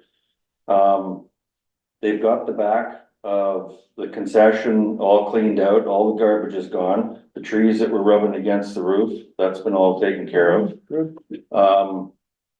As far as the road around, it's kind of bumpy. It was a bad day today with water pooling, but I don't think it would take much. A little bit of gravel, maybe our old Alice Chalmers, the one they do back lanes with, just go around. Yeah, you can use the big one too. For- Scott graded it a couple weeks ago. So I mean, that's one of the things. The concession, I think that's doable. We can get that done. The bleachers, she's got people painting the bleachers, the bases, the metal part's gonna be blue. The wooden parts, and there's some have been replaced already, is gonna be white. There's two piles. There's a pile of dirt right where you go in through the opening in the fence that takes you out to Smarts. There's a big pile of dirt there. And there's that same pile of dirt in the corner where all the fencing and everything is. Between the two of us, we recommended it wouldn't even take a morning, I don't think, for, I guess, our public works, because we have the machine to go and clean that all out. Take all that fencing, the post, the screen and everything, and even if we could just take it over and lay it in the public workshop somewhere in the meantime, till we find a home for it. But I think they've got the place looking good. I mean, when you sit there and you see all that yellow top stuff Yeah. they've done on the fencing, it looks good. And she says that they've had the ammonia sprayed in the gopher holes. So I think the three main things between now and July 1st, and I'm not downplaying any of the other ones, is to get them piles of dirt moved and the fence. That wouldn't take long. And if we could do that inside of that concession, I mean, it's gotta be done sometime. Somebody's got to cut a big hole in the side of the wall so they could get to the plumbing on the women's side of the washroom. And they've never cut it straight. It's just, I mean, we need to clean that up. It comes time, you know, we've gotta start making things look good. I mean, if it's gonna be an ongoing thing with tournaments and Well, they busy. had, on the weekends, Yeah, we were at the park and they had 3 lacrosse teams out there playing in the fields. so We we're, were from Winnipeg. so we're gonna have buildings meeting here Thursday, right? Yeah, I think so. So when it comes to doing, if everybody is in favor around this table, I said I'd pitch it to you guys and lady, and if everybody's in favor, how do we pay for this? Does that come out of her money? Does that come out of a buildings fund, or like if it's $2,800 in the interest of getting it done and getting that thing where it should be after all these years, how do we make that happen? No, I think the buildings would come through from the building. And the rest of it from the would be a parks budget item, which would be joined. Both will be joined. Both should be done, Yeah. yes. And then before we put the PVC on, and Grady said this too, we need to put an exhaust fan of some sort in there. Mhm. And I don't think it's that big of a deal. Cut a hole, run through the roof, wire it in, and you're done. So I think that's probably what we should do. I mean, we talk about this concession, how many years have we been talking about the bathrooms? The bathrooms are looking good though, I must admit. So just on like the spin off of the bathrooms and the concession then. We're obviously not gonna bring in someone for like overtime on the weekend, just to change a couple garbages, few times through the day, right? We're gonna have to. But what about the concession stand? Can we not have the staff that work like at the rink? Work concession stand and do that stuff, like just during a tournament? Can we not hire like a casual to come in and? It's not us that does the booth though, it's minor ball. Mhm. All So we that gotta use do is, volunteers, like, you'll probably get asked to work a shift as on the tournament weekend in the booth. And then minor ball uses the fund for that. That's traditionally how it goes with the. Yeah, no, cause we used to do the same thing at the rink though for hockey, right? Everyone was Different, missing. right? That money all went to the rink. This is minor ball on their own. Yeah, or the Royals, if it's a senior game. So the other stuff, like running the 1.25 inch line to the ball diamonds and getting the pump and everything going. I don't know, does that stuff need to be done by June 15th, or is that just kind of an ongoing type? Well, thing? ideally, I think it gets done before then, because it's something that from a field condition standpoint is really gonna improve things. Yeah, So the aggregate and, at least one hydrant at each diamond where you can hook a hose up and just kind of dampen it down. It keeps the dust down, especially you get a dry windy weekend. yeah.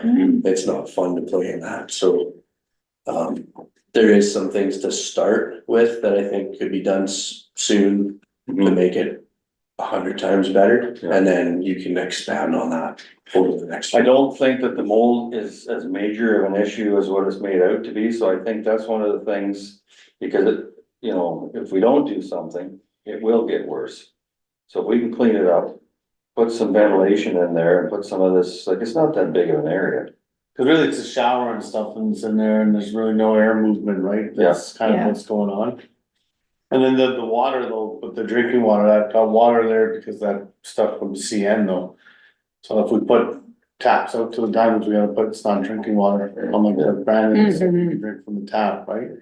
Well, the water at the canteen passes. Does it really? Okay. Yeah. So would the water then come from the canteen or would we get another spot? There's a well in that center shed. Is there The a- water? to- Just a matter of getting From that going, some Yeah. pumps and everything. Right. There's just a sand point in the. I just didn't, cause remember when I lived on Market Street, you couldn't drink my water, Yeah. but where Johnny is, you could drink that water, right? I don't know if it was a depth, so. We put it in the thing, we just gotta make sure it's. It'll have to be tested, and then if Right. it's not, doesn't pass, then it'll be non-drinking. Yeah, okay. I just think I don't wanna be here for the next couple of years and the same stuff comes up every year. The concession is not gonna get cheap. Well, I'm just gonna, cause we're doing diamonds like after the campground, right? Yeah. Mhm. So like just keeping it upkeep, cause they'll probably stay diamonds. Even after the new campground. Yeah. Right? Oh, yeah, for sure. Right, so keeping up with it, but not dumping everything into. The one that's, and then we're gonna have another one, right? Like, So- obviously the Royals are gonna move to the newer one later on, right? Cause minor ball has built things and threw things up there too before without even saying anything. Yeah. Like a tower and all that other stuff, Yeah. so. At least they're asking, I was kinda like, But I said to, or Kelly and I kind of agreed today, not putting ourselves ahead of you guys or whatever, but we think that the concession should have it going over, bring it up to snuff, so to speak. yeah, The grading of the road, that's fairly simple. And just getting rid of those piles and that fence, getting rid of that once and for all. And that will make a big difference in and of itself. The bleachers ongoing, she's got people coming to paint the bleachers. And then as far as the pump and the irrigation, I mean, that's I don't know, that's, but what about the wiring? well, the wiring wouldn't take much. I mean, you get an electrician in there and just wire in the, I mean, Like wiring every diamond? Or just one? I'm talking the wiring in the concession, that's what I'm talking about. Oh. This is just, we're just talking about, not the whole thing they asked for. Well, Well, that's what we looked at today. We didn't go out physically look at the pump. We were looking at stuff that should be done now before June fifteenth. The other could be done before June 15th too, but that's a tender. That's a mechanical, I don't know whether we'll get it done before June 15th. yeah. But I mean, if we That's get not on this far away. concession, now's the time to get on it. So if she wanted to order the stuff and. So what's everybody think? Is there power to that shack Mhm. underground like this? It comes from the canteen. And it's underground, there's a panel in there. So if you're going to ever run power and water to each diamond, you could trench one trench, water line, power, water line, power, water line, power, Maybe, maybe. yeah. Would have to see if we're allowed to do that, but So we can have our public works clean them piles up in that fence, Yeah. that's a done deal. Yep. We can look after that, so we'll stroke that one off. Let's talk about the concession, what's everybody's thoughts about bringing the concession up? Mhm. Yeah. I agree Everybody with good with it? yeah. I think we do as much as we can do now, and then in the fall, maybe do a bunch more. Maybe so if you're putting a tender out for electricity, shit like that, maybe it's fall's a better time. Maybe people have more time, right? I mean, I'd like to get it all done this year rather than have a ongoing 5-year project. But if we've got this big tournament coming up Mhm. that they're talking about, I would like that place to show well. Mhm. Yeah. And that's the concession is gonna be one of the main things. That's just my thoughts. and we did set aside $5,000 for diamond improvements to go towards this year, right? So Okay. that would There you be, go. that's outside, like I think the building one comes from the building budget, which we can discuss on Thursday. Yeah, And then all of these other ones, we should have $10,000 between the two of us to get some aggregate and, do some other upgrades, and whether that means us trenching, like plowing in the water lines and just getting at least that part done. Do what we can for Yeah. that amount of money and get it done. So we're all good with this then? So on Thursday, we can recommend our side to their side because I want to, have to go to another council meeting. By that time, it's gonna. Yeah, and they meet on Friday, our end does, so. Okay. That works oh, out that well. would be perfect. Mhm. Okay, so then hopefully by the end of this week, we can give Callie Answer. an Mhm. answer and let's get going with it. So like out of all this stuff really then, cause the aggregate here is fixed, like just an estimate. So for 40, they need 80 yards, so $3,200, so $6,400. And The back then, stuff should be repaired too. Mhm. right, and then so that's 64, we're at 84. And then the 84, 12,800 now, and then the fencing to fix is we're at over 50. We're almost at $16,000. Is that 2,000 that was in that letter? What was that earmarked? And that's for canteen improvements. Mhm. So that could be So- used towards the canteen then. Well, not Not repairs. It's up. for the repairs. Improvements. Addition. So Yeah. like. They need a ordered the freezer. Sink ordered and the freezer because and- The freezer wasn't working. Okay. And there'll be some other stuff, there was some other things listed in. Mhm. Yeah, fridge, stove, Yeah, Mhm. a couple other things, cabinets. Yeah, they'll say new taps, Right. proper countertop, good quality drinking water, which. The drinking water has been in the past, passes all the tests, so Are you going to have to get that tested though before yeah, it just takes. the a couple 15th? days. Yeah. There's a new standard for some of this stuff. Mhm. That's been in place for a couple of years, though, the manganese and that. Manganese. No, this is lead. They got excited about lead. They took the level down. There won't be any problem with lead. No, so I think Callie's all ready to get this stuff. She just needs the, go ahead kind of thing. And as far as the trenching and everything, well, that can be done by whoever gets the contract, right? I mean, they can always do that. So just a question then. How many yards does a dump truck hold? our dump truck, Yeah, 10? max, yeah, Cause here truck delivery is $2,000, but 40 yards is $988. So can our truck go and pick some of this up little by bit? Moose Jaw. Hmm? Moose Jaw. Not worth, no. Oh, it's in Moose Jaw. Yeah. So Mitchell's is gonna drive all the way to Moose Jaw. Yeah. Wow. There's not a place that has that around here. That's a like, they wanted orders from Moose Jaw, all that stuff that's out there now, I got from Winkler, so. I'll talk to them about it again, but Okay, no, yeah, I didn't know if there was a place closer, that's why I was asking, because it's $2,000, like, You would think. if we're gonna get 80 yards, even if it's a few trips. I don't know if I don't know if Alternative had it or whatever, just a few trips in the brand and save $4,000. yeah, our truck also doesn't have a tarp on it, so. You can go over by DOT's, they'll sort of look at it, so. Right. Okay, So as far as this other stuff, we go to the meeting on Thursday, we can relay from everybody that, let's Mhm. do it. Yep, I'll work on the. okay, I guess if we're buying it, we can get it from wherever we want to. Right, So, yeah. So this is that trail we're talking about. Yeah. mm-hmm, Wonder what it costs to get a train car out of it. Well, if it's just from Winkler, it's just, Oh, I'm, yeah, from, yeah. trying to coordinate that. then we could sell it to other people. Okay, I Whatever, think that's all I got on that. Anybody else got anything in the Kirby Motor Ball thing? Let's get her done. let's get it done. Okay, let's go on to BPSD scholarship. We have a resolution number 144-24, be it resolved that council continue their support for Carberry Collegiate grads with a scholarship of $500 for the class of 2024, moved by, Yeah, seconded by, Mike, all in favor? Oh, that is carried. Service Glenwood AMM resolution support, okay, we have, yeah, I'll wait. Do you wanna take a quick 2-minute break or?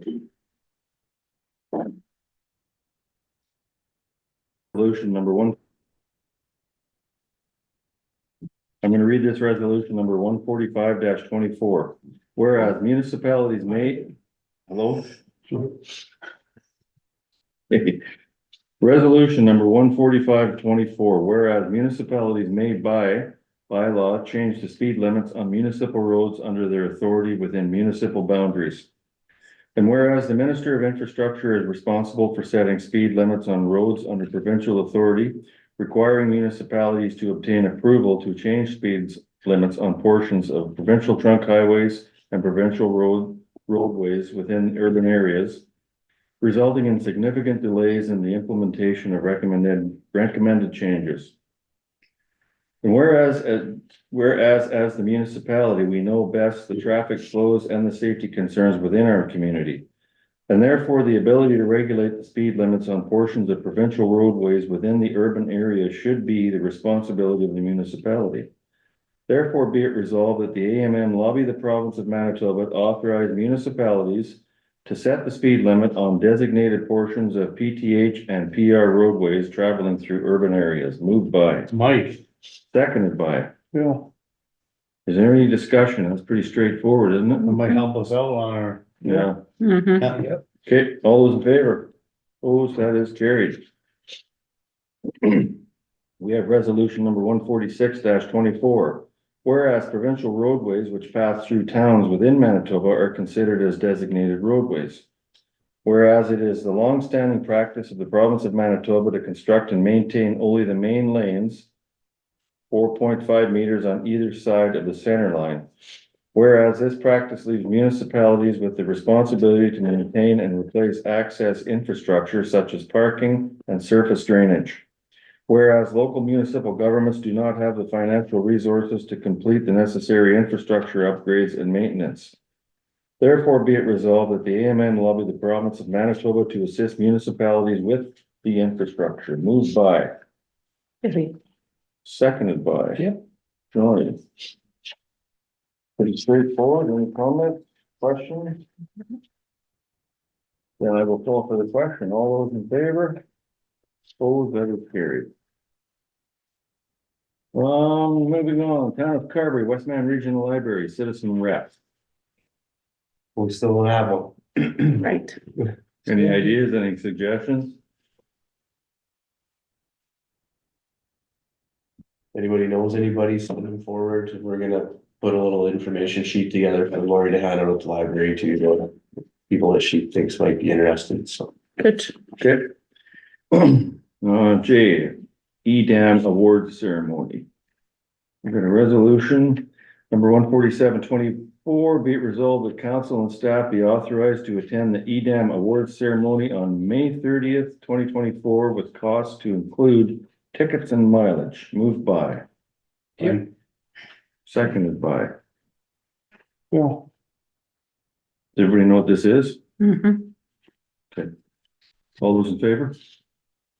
Opposed, that is carried. Reports.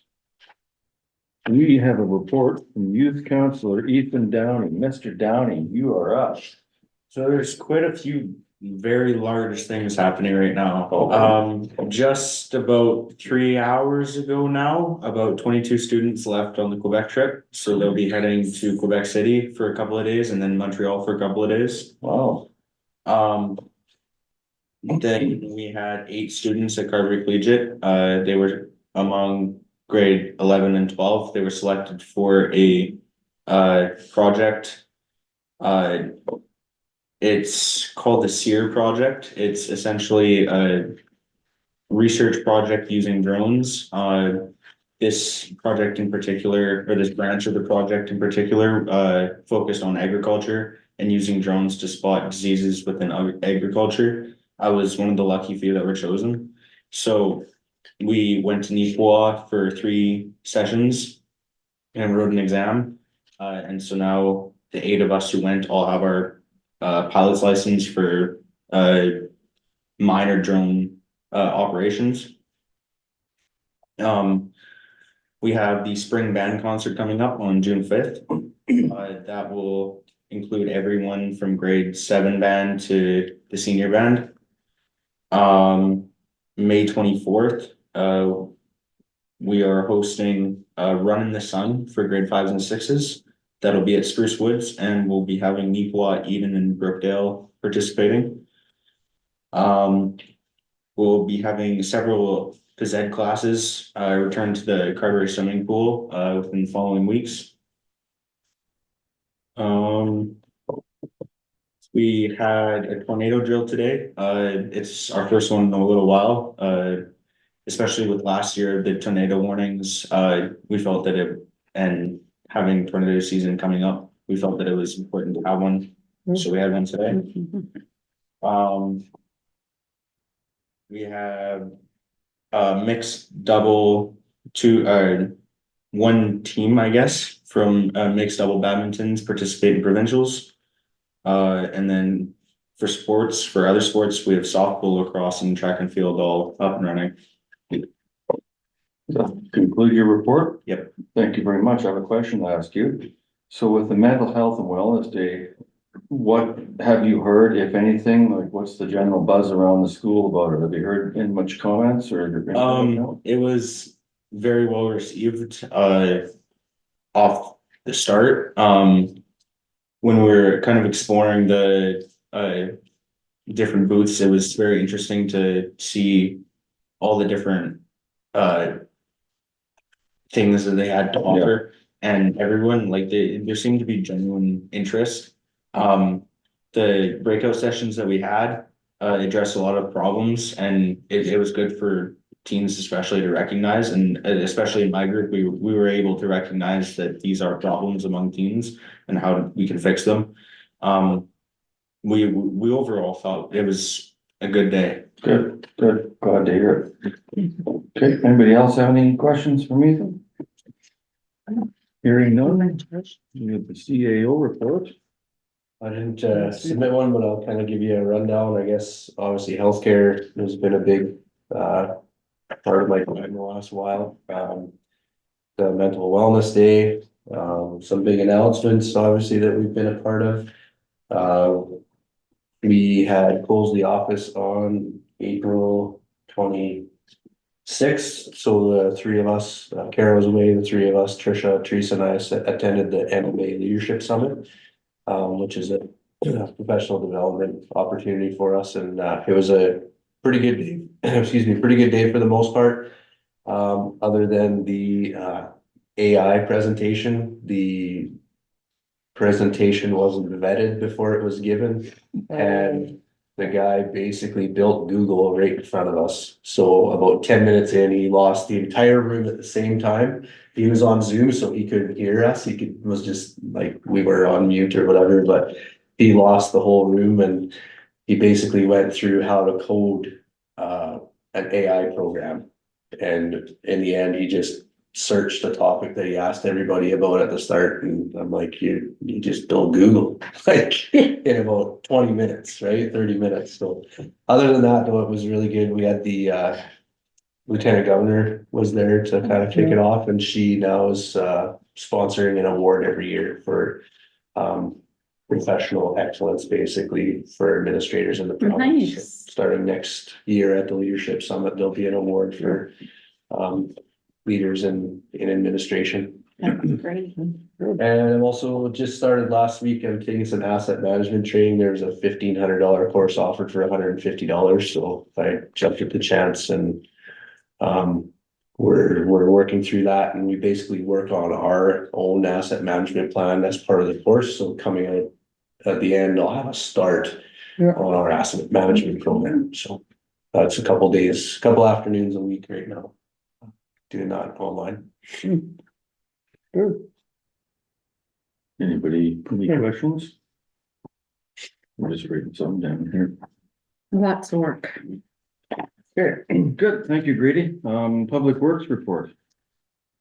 Anything on that? Red and acknowledged. Don't think they did all the boulevards like they were going to. Says on the report, didn't get them all done, but they'll get them done. I know they did Market Street, but it's all covering gravel again. Cause everybody likes to drive on the frickin' walking path at 700 miles an hour. But that's another story. Actually, that's one. I might get it. That's us in gravel, Are you bringing that up? yeah. Well, we can do that. Okay, that's it, economic development report. We've read that. Mhm. Go for it. Mhm. Advertising sign, vegan magazine, garbage. I think, was Kara involved with that? At the end of Main Street there? Yeah. Yeah, kudos to that, looks really good. Yeah. Really good. So, meant to shoot Scott a text and tell him I'll do that tomorrow, and Kara as well. That looks good, that's a nice asset. Yes. Okay, committee reports. We've got protective services. Hang on, Oh. these are some things that we need to talk about. In the report, there was the design, and we did kind of touch on this last time, but you guys are good with that kind of layout for the highway sign and using that as our advertising in the different communities and that. Yeah. Mhm. Okay, are you guys okay with ordering a couple of vehicle magnets for parades too, whoever's car? Mhm. So that we Yeah. can stick those Sure. on. Yeah. The garbage can lids, that's a little bit bigger one. With those barrels that were painted. The lids from our garbage cans, which we thought would just fit right on them, they actually don't. So she has looked at. Let's see here. Offers for the cans are $145 plus taxes and shipping each. Would be $1,150 to do the 6. That were painted last year. You much have to have some lead stones. Yeah. Do you wanna use them? Well, no rain like today and then Yeah. get full of water. Well, so it's the wasps and everything else. Mhm. Yeah. Yeah, and it looks like a barrel with the garbage bag and the lots of, and that we're going for a clean look now Yeah. in town, right? Yeah. So, And I would and sometimes it's gonna cost money. And that could come from the. Everybody good with that? Yeah. I think so. And then the prizes for the welcome home contest, you guys are good with that. It was Yep. under $200 for. Mhm. prize. Mhm. And Touring West Mountain Awards, you guys read through that, and the nominees that have been put forward for Employee of the Year, Scally. Volunteer of the Year, Deanna Leckerman. Event under 5,000, homecoming, event over 5,000, covering fair and races. And partnership would be Jolene Belchinus and Alyssa Hall for the Main Street Market Studio. And small business of the year, Callahan's Lounge. There's the nominations that have been put forward. Yeah. Good.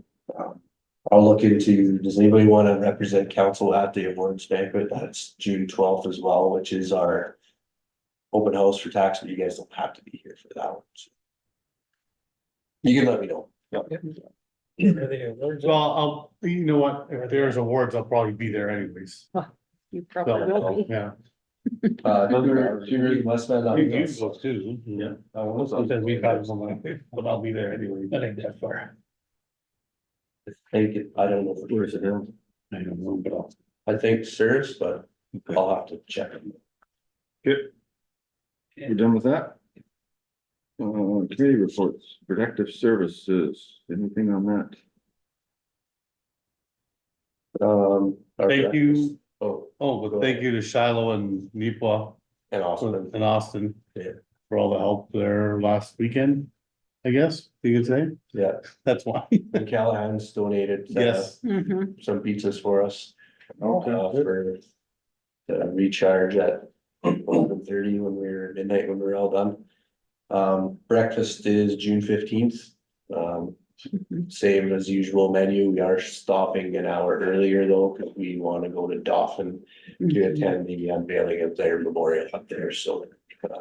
There'll still be people here to cover, but. We're gonna option it to the people that were on scene that day to go. And I'm actually reaching out to other agencies too to get numbers for the people from Dauphin, so. Mhm. Public Works, we just talked about that. Yeah, Buildings, we're having a buildings meeting on Thursday and there's. and waste management. Archives, anything on archives? I haven't heard anything. I haven't heard anything. They're always quiet. Yeah. Arts Council, Okay. There's a meeting next Tuesday. If Debbie and I ever figure out who's going, one of us go. with the Arts Council, I went myself and Embassy Long, the church minister, and we judged the children's business fair in the hall. I was put on by the Arts Council, so it was quite good.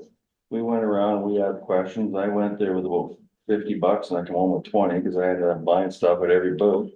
My neighbor's kid. So yeah, it was good. Everybody was a winner as far as I was concerned, but you had to pick one, and Rico Prudnikov was the winner. He did wood engraving and woodworking stuff as well. Nice. Yeah, it was good.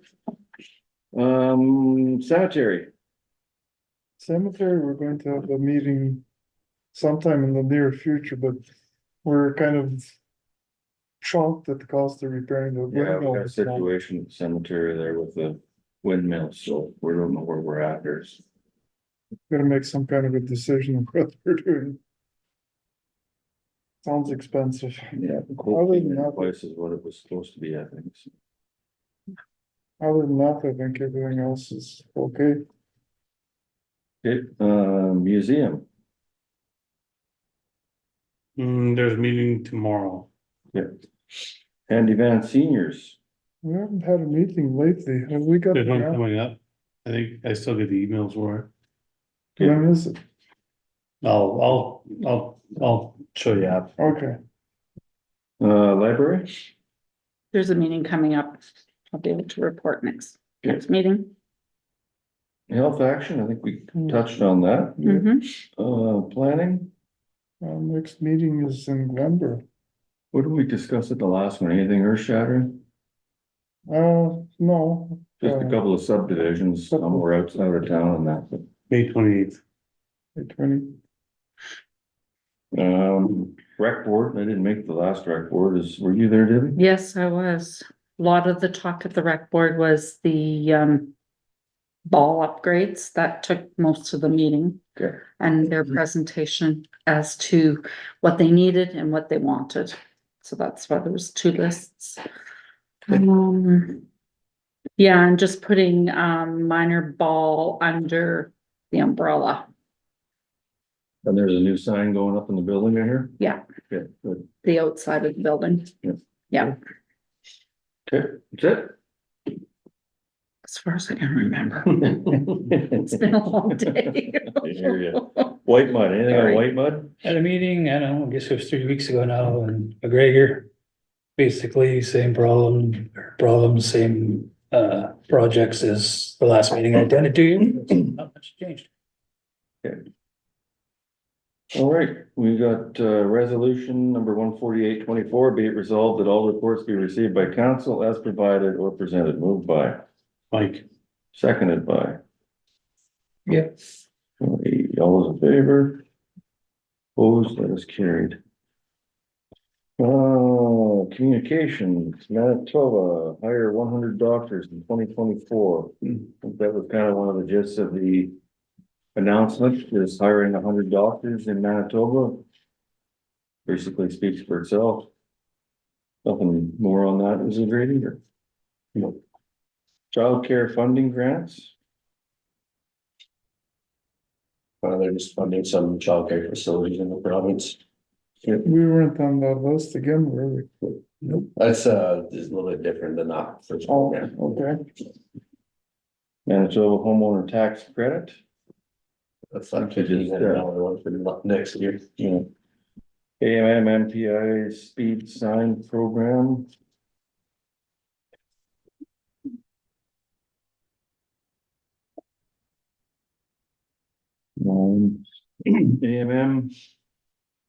MMSMEPR plan update.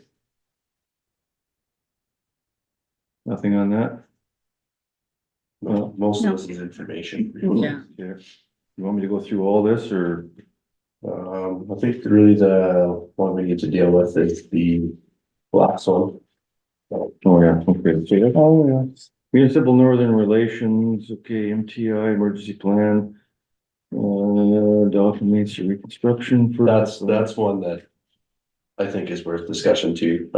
So the province is putting a bunch of money into reconstructing Dolphin Main Street. And I know that's been a bone of contention for Yes, us on our own, so it might be something that we reference in our next letter to Minister Mhm. Taylor. Yeah, regarding what we've got going on out here. At least. At least, yes. And we're only asking for one block. yeah. Okay, we'll do that. Actually, no, the whole thing, It'd be nice, but. again, including sessions. Exchange, handy van audit, that's straightforward, I guess. Manitoba first responder mental health workers. So the accessible info, housing letter we did. Yeah. SCS, thank you letter. That's from the kids in BC. Yeah, Flat Stanley. Flat Yeah. Stanley. Yeah. Yeah, good elbow. Draft minutes, that, Mhm. Blue Hills RCMP golf tournament. Is anybody going, you going to that? I thought That's you were. in combination with Project Resilience 911, the group that I'm a part of. Yeah. They do it joint, they did, the first one was last year, so Oh, I thought it was just for cops. no. Okay, maybe I will go. Okay, Shirley Hoff, the fence issue. Yeah, that's great. We need to talk about that. You got a letter from. Yeah. We all read the letter. I'll read it out, I'll put it up here.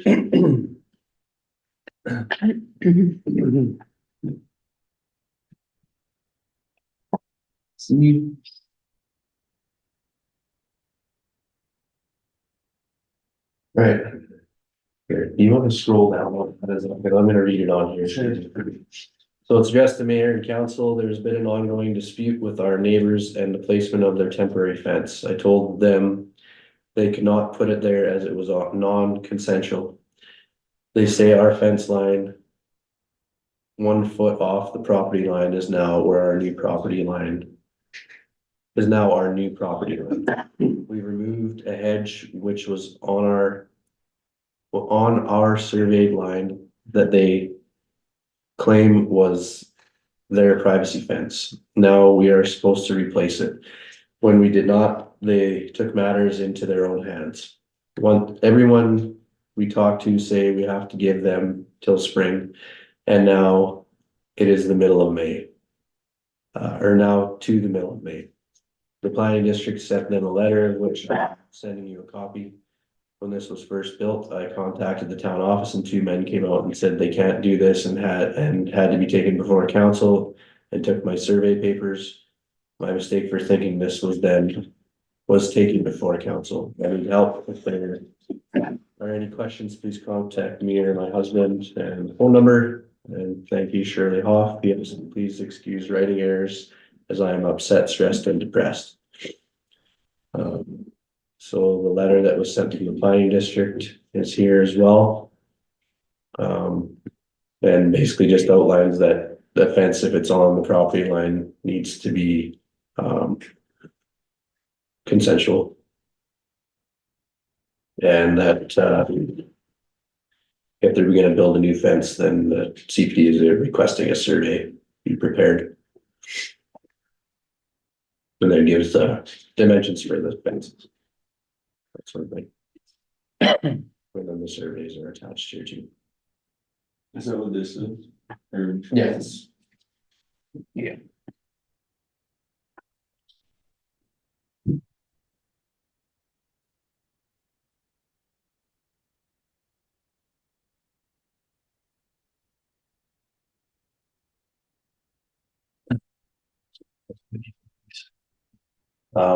So. Just a little bit of context on the bringing it forward to council. I didn't.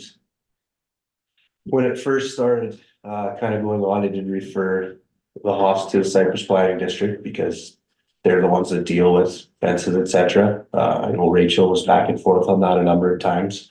But it was more of a neighbor dispute than an issue with anything that council could really attend to. So that's why it was never brought to the table, and I Shirley was in a few times and we talked about it and kind of said. When the conversation happened with the neighbors, they said like in the springtime, we're gonna put a fence up. Part of the issue also is that the Hoffs built their fence to a certain point and then left a gap right in the back corner. And that's the only place in the whole yard that doesn't have a fence either, so they kind of left that one spot that the neighbors really wanted the fence because they have like backyard activities going on in that area, so they then put up a temporary fence in the winter or in the late fall, so they would have something there. And then the plan was that they're gonna build something during the spring. So that's kind of the background on all of that. So with Hoffs, they've got that steel fence all the way. Does that go right across? There's about 20 feet, would you guess, ish? I haven't been back there in a long time. I would say, you know, I wouldn't know. So I see the neighbors, they've got a snow fence up there. Is that hooked on? Does that meet with the steel fence? Like I'm trying to get my. it's away from the fence, but it kind of covers that gap, but it's on. I haven't personally gone and looked at it, No, I was going too high. and I don't know if that temporary fence is on the property line or if it's into the neighbor's property. I don't know. So then what? No, sorry, Bill, go ahead. As I understand it, house fence is 1 foot in from the property, Correct. correct? That I know, yeah, but I don't know the. But they didn't finish part of it in the northeast corner, Correct, on the north side. right. Why not? I wonder. I don't know. So that's the issue, just finishing that northeast corner? Well, What's the real? that or the neighbors need to put the fence up that's either off the property line. Or consensual if it's on the property line. I'm lost on this. Mhm. Well, I understand it understand, I understand. Okay, got it, Bill. So there's the back lane. Yeah. There's a chunk of fence missing right there. Yeah. And then here you have the fence. Yeah, Here's a house, right, garage. Yeah. patio, yeah, gotcha, Okay, but this piece here is missing. okay, But they're 1 foot in off the property line is here. right. The neighbors have put up a temporary fence here. And that's the orange snow. No, is it on their property line? I don't, that's what I don't, That's what they're saying in the letter, but yeah. yeah, It That it's almost on the sounds- property line, it and it sounds wasn't like- consensual. It sounds like it's on Huff's property line. Or well, it's right there, up- it's, they're Oh, both their joint, property. joint Yeah. property line. Yeah, and that's what But I it's tried not to explain consensual. to you, that. To her, that that's not. Theirs or theirs, it's both of their property, right, so, but if they, and I don't know if it's right on the property line or not. I'd have to talk to Rachel and get her to go check that out. I to just, see. what I'm trying to understand is why they didn't just finish that piece. So what's the gist of the letter? Just this hold is still northeast. Yeah, it's a neighbor dispute. An That's what it inconvenience, says. and they built it out on my property line and they don't like it. And, you know, when the last time that I talked to her, it was that, you know, my understanding is in the spring, which is reasonable. Yeah. To say, Mhm. you know, we put this temporary fence up because you didn't finish yours, so we wanted something there. In the spring, we're gonna build something more. Okay. All right, That's my understanding of the whole situation, and that'll make things right? as long as it's not on the property. Yeah. You just lost me again. Well, the So, other. A fence should be on the property line. No. That's gotta be off, so like, let's say me and my neighbor, like, we wanna build a fence together, like my neighbor to the south of me. Yeah. Wanted to build a fence, I went halves with him on the fence, Yeah. but I did let him know, like, if we build it on the property line, if I move out. If for some reason, or if you move out, and for some reason the neighbor doesn't like that, we're gonna have to move it. But we went halves on the fence and we went down the property line, no problem, Right. cause we went halves on the fence. Yeah. If my neighbor didn't want to pay for half the Oh, fence, okay, I gotcha. I'd have to go 1 foot On the- towards my property on the property line, Right, because then it's not infringing the Right. exact.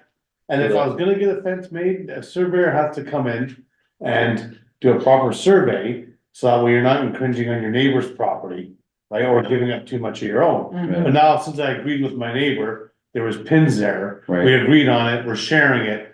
We agreed on the space, so we just built the Mhm. Yeah, I fence. did you the same thing understand? at mine. So if he builds a foot on his because he's gonna pay for his, then there should be a little jog here.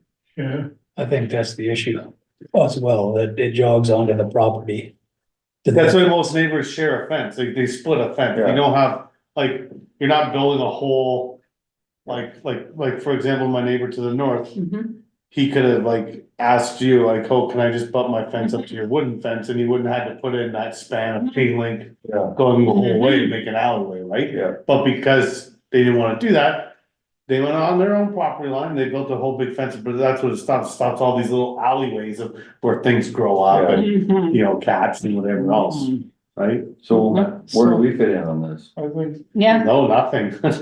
Well, I think it's, we to me, it's replied a that, planning district issue that It is. yeah. needs to be now resolved because of the, what they will allow it, right? So, Mhm. I think that's probably the proper way. That's- Can't blame me. They were told it's gonna get done in the spring, it's not the spring, nothing's getting done, so what the hell? Mhm. So it's gotta get resolved somehow. Okay, so that's where we're at on that. It'll go to the planning district. Yeah, Mhm. Okay, all right, So, nothing more on that. Okay, I'm gonna read resolution number 139-24. Be it resolved that all correspondence be received by council, moved by, Like, seconded by. okay, Okay, Debbie, all those in favor, opposed, carried. We had nothing added to the agenda, that what we did the other day, that's in camera. Up to, yeah, okay. We are around the table time, so Mayor Muirhead, do you have anything? Well, let me see. Couple of 3 weeks ago or whatever it was, I went and met with the Lieutenant Governor. We met, originally, she was on her way to Brandon, and one of her pet projects, if you will, is, food cupboards. So she stopped and had coffee or tea or whatever with us in, United Church, and she dropped off a huge amount of food for the local food cupboard, so nice. thank you very much to her. we had a good conversation and then she went to the Drop it. drop-in center and I met her over there. She made a couple of presentations for people for their birthdays. So just wanted to bring you up to speed on that. Mental health night, I made a presentation to the speaker and gave him an honorary Citizen of Carberry plaque. So just bringing you up to speed on that. Children's Business Fair, I told you about that. The announcement, just I emceed that, Mike spoke, so that's done. We're back to spring here. I think we should start leaning on Mr. Mike and see if he can get at that bank again, because it's stalled out again for the longest time, hasn't it? So could we send a letter to him or request him to come to council, or is it worth it? We gotta get on. I'll get bylaw, What's that? I'll get bylaw to deal with it. Okay. All right, the only other thing I got, and I brought up the last couple of times, we gotta do something with speeding vehicles around that East End service. It's ridiculous. Well, it's ridiculous around town. Motorcycles, off-road. That's my thing too. Yeah.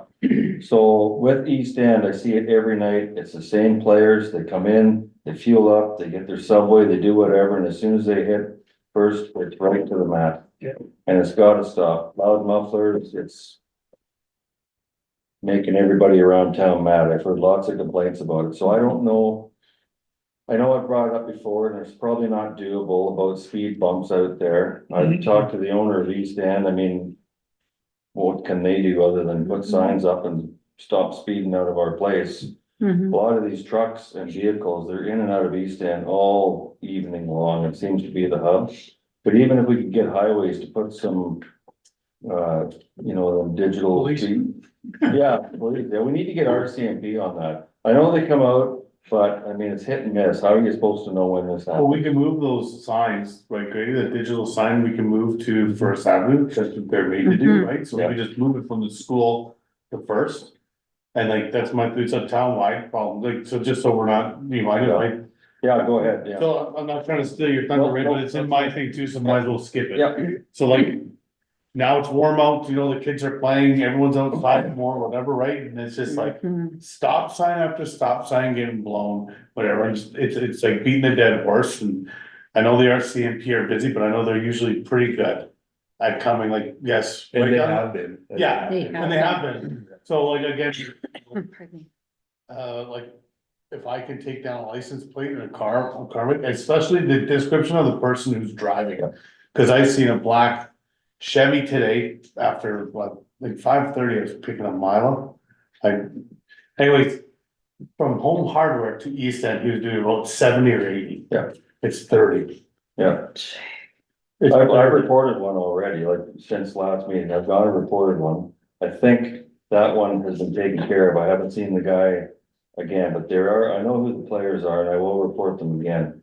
The motorcyclists, I'll wait till we're in camera, cause I might have some information on that, but they're just catwalking, just giving her, cause they know they can get away with it. They wear the full face mask. All motorcycles sometimes look the same, so. But yeah, it's something's gotta be done. There's little kids, you know, walking over to East End and people walking on the walking paths, and it's just ridiculous. Well, even for example, like my daughter, she'll just take her little stroller along the street just for like, man, I watch her, I stand beside her. Yeah. And unfortunately, that happened in Brandon a few weeks ago. A 4-year-old got killed running out in the street.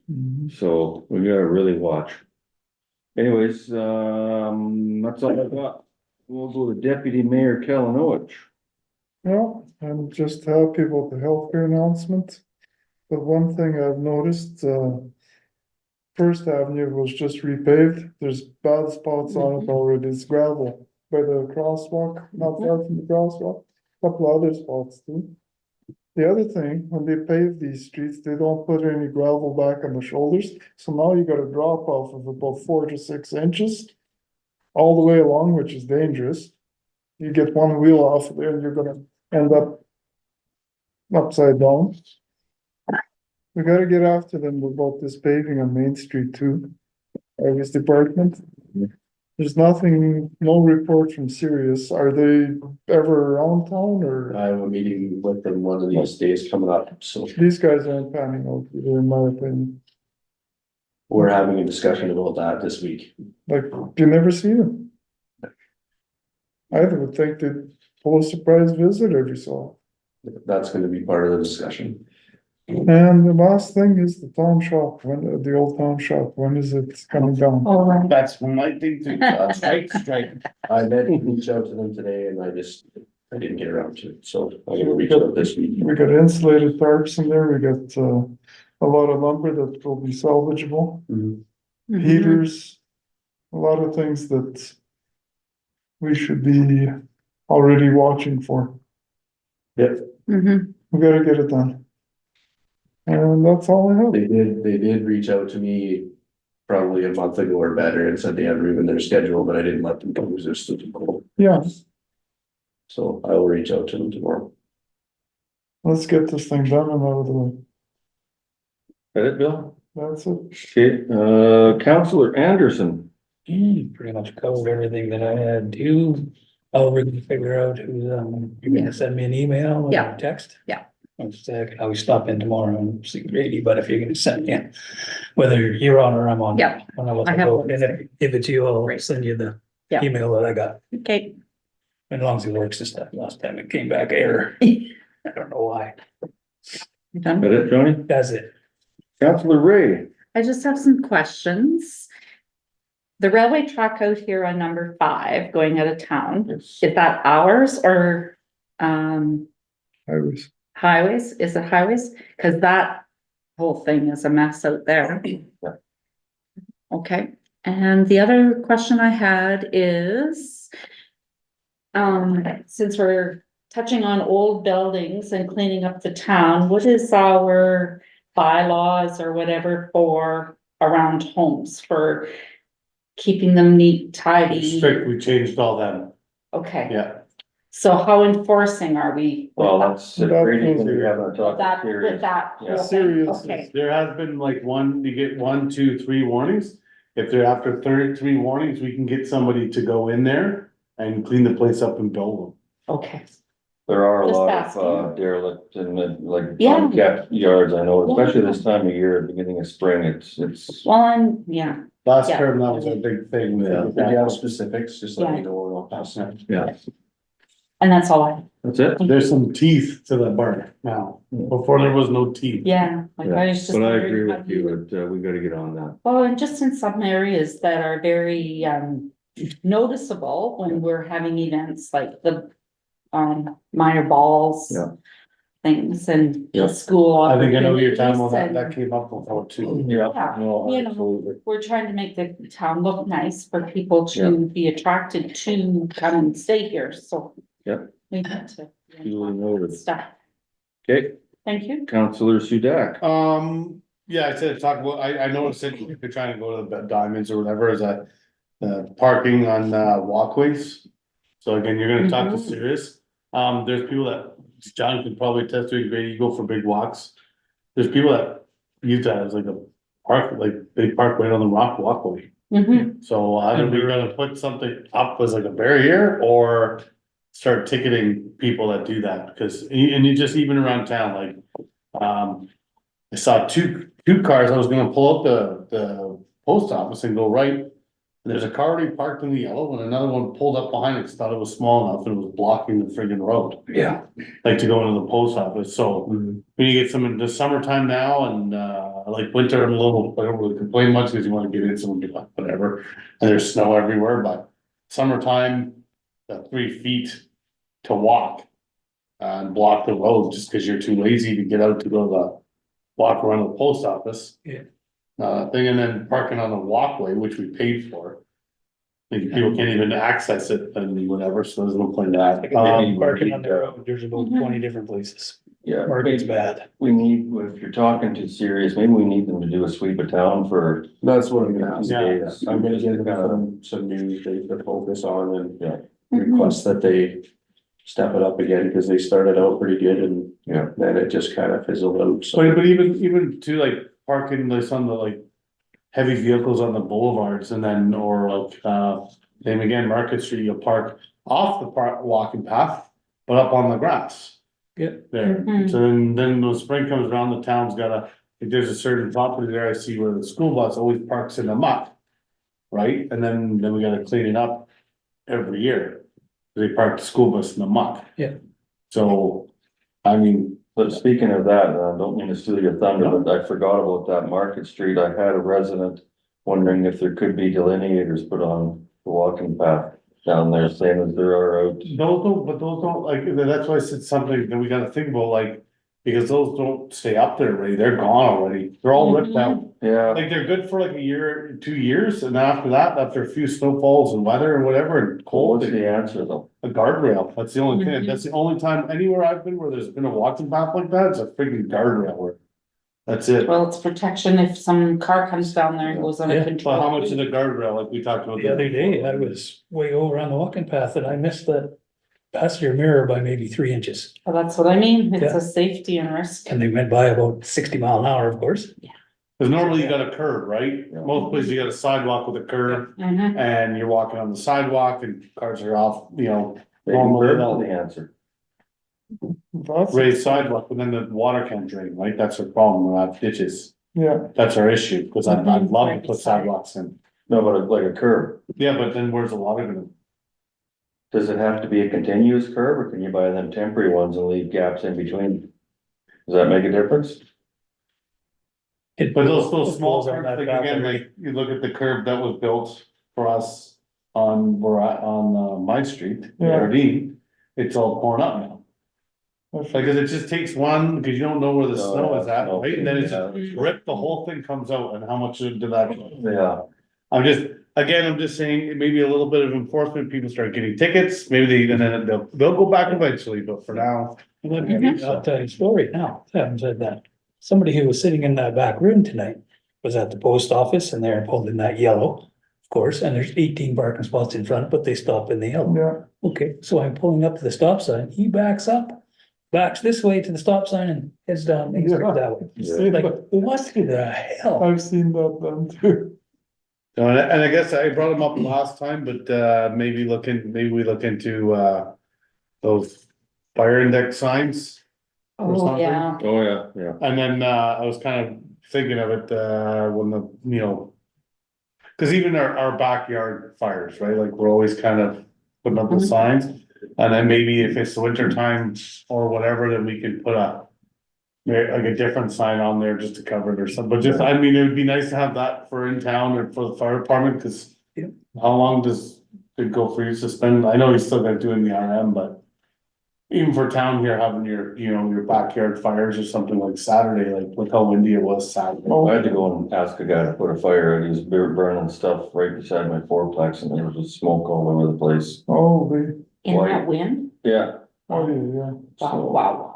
he was good, he put Do it it every year. out. Bill. I mean, they don't have to be That's how some big, fires start. some big thing like you see at the park, but maybe they could just be small ones or something, I don't Must know. be one across the street from you, at the forestry, is it still there? No, Oh, there's nothing there. So there used to be yeah, though, used to you're be right. one there, right, Yes, they used to be. Yeah. but it's That's such true. a I just small- wonder, like, we could look into maybe for next year, so I'm just saying. Good, Yeah, is that it, that's a Mike? good idea. Yeah, that's it, thank you. Youth Counselor Downey. I'm not sure if there's something I mentioned in my report, but we're, for the SEER project, the drone project, we're doing a field day on the exact same day as the next town meeting. And so now we're leaving at 7:45 to go to Portage. Okay, You going to Southport? I think so. They have a drone thing there. Yeah. I'm hoping I'll be back by 7 o'clock. I should be, but just in the case that I'm not, I'll let you know. Sure. If I'm going to be late, I just wanted to bring that up. Okay. great, great. That's it? Mhm. That's it? You got anything, Grady? Couple quick things that just came in today, today, I guess, West Van Aerial's asking for their, us to sign that waiver again like we did last year. I'll ask for the same information. They've already said that they'll do their best with the times and stuff like that when they're close to town. So if everybody's good, I'll go ahead and get that done. And AMM Western Districts are on June 12th. So if you want to attend, let me know. I did put in today, Mike will be getting his 5-year pin this year, so. Good for you. 5 years. Oh, Put that in for him Oh, today. that's who goes. now time to leave. Okay. Where is it this year? Verdi, Where- just a 1 day out and back. Okay, I'll have to check maybe. It's a Wednesday. Wednesday. I got enough lead time now, maybe I can sneak that one. Yeah, I could maybe sneak But it. just let me know so I can register. Yeah, absolutely, yeah. We'll take the snowball. I think that's it. Oh, and then I don't know what you guys think about putting in to host it next year, the district meeting. Sure, Sure. Town. We have a, We can put that forward in at the meeting then. what, like, where would we? they did the hall last time. Oh, Yeah, cool. Sounds good. Throw kids down, there's lots of places. Okay, is that Grady? Yep. You got anything, John? Well, this is newsletter time, so if you have things that you would like to apply to May or June, be sure to let me know. Can I make a request on behalf of myself and Mike, further to what we brought up? People need to slow down, stop Thank you. speeding and all the rest of it, you know what I mean? Get that out there, please, and thank you, right, Mike? Mm-hmm. Parents need to be, watching what their kids are doing. mhm, That, but there's also some parents that are riding around quads and junior's got a quad too. little oh one. yeah, And they're just buttering around. The drivers I see driving like maniacs, Bill, sorry, are all adults and their parents. Yeah. It's not even kids. Yeah, They're adults. Yeah. well, this, Okay, that is John? the kids driving. All right, mhm. Not, shouldn't be driving. we will, move, is that it for everybody for around the table? Okay, let's move into camera. We have a resolution number 150-24, be it resolved that council move in camera under section 1523B3 of the municipal act to discuss preliminary matters, moved by, Well, seconded by, I will. all in favor? Oh, that is carried. So we go for a little.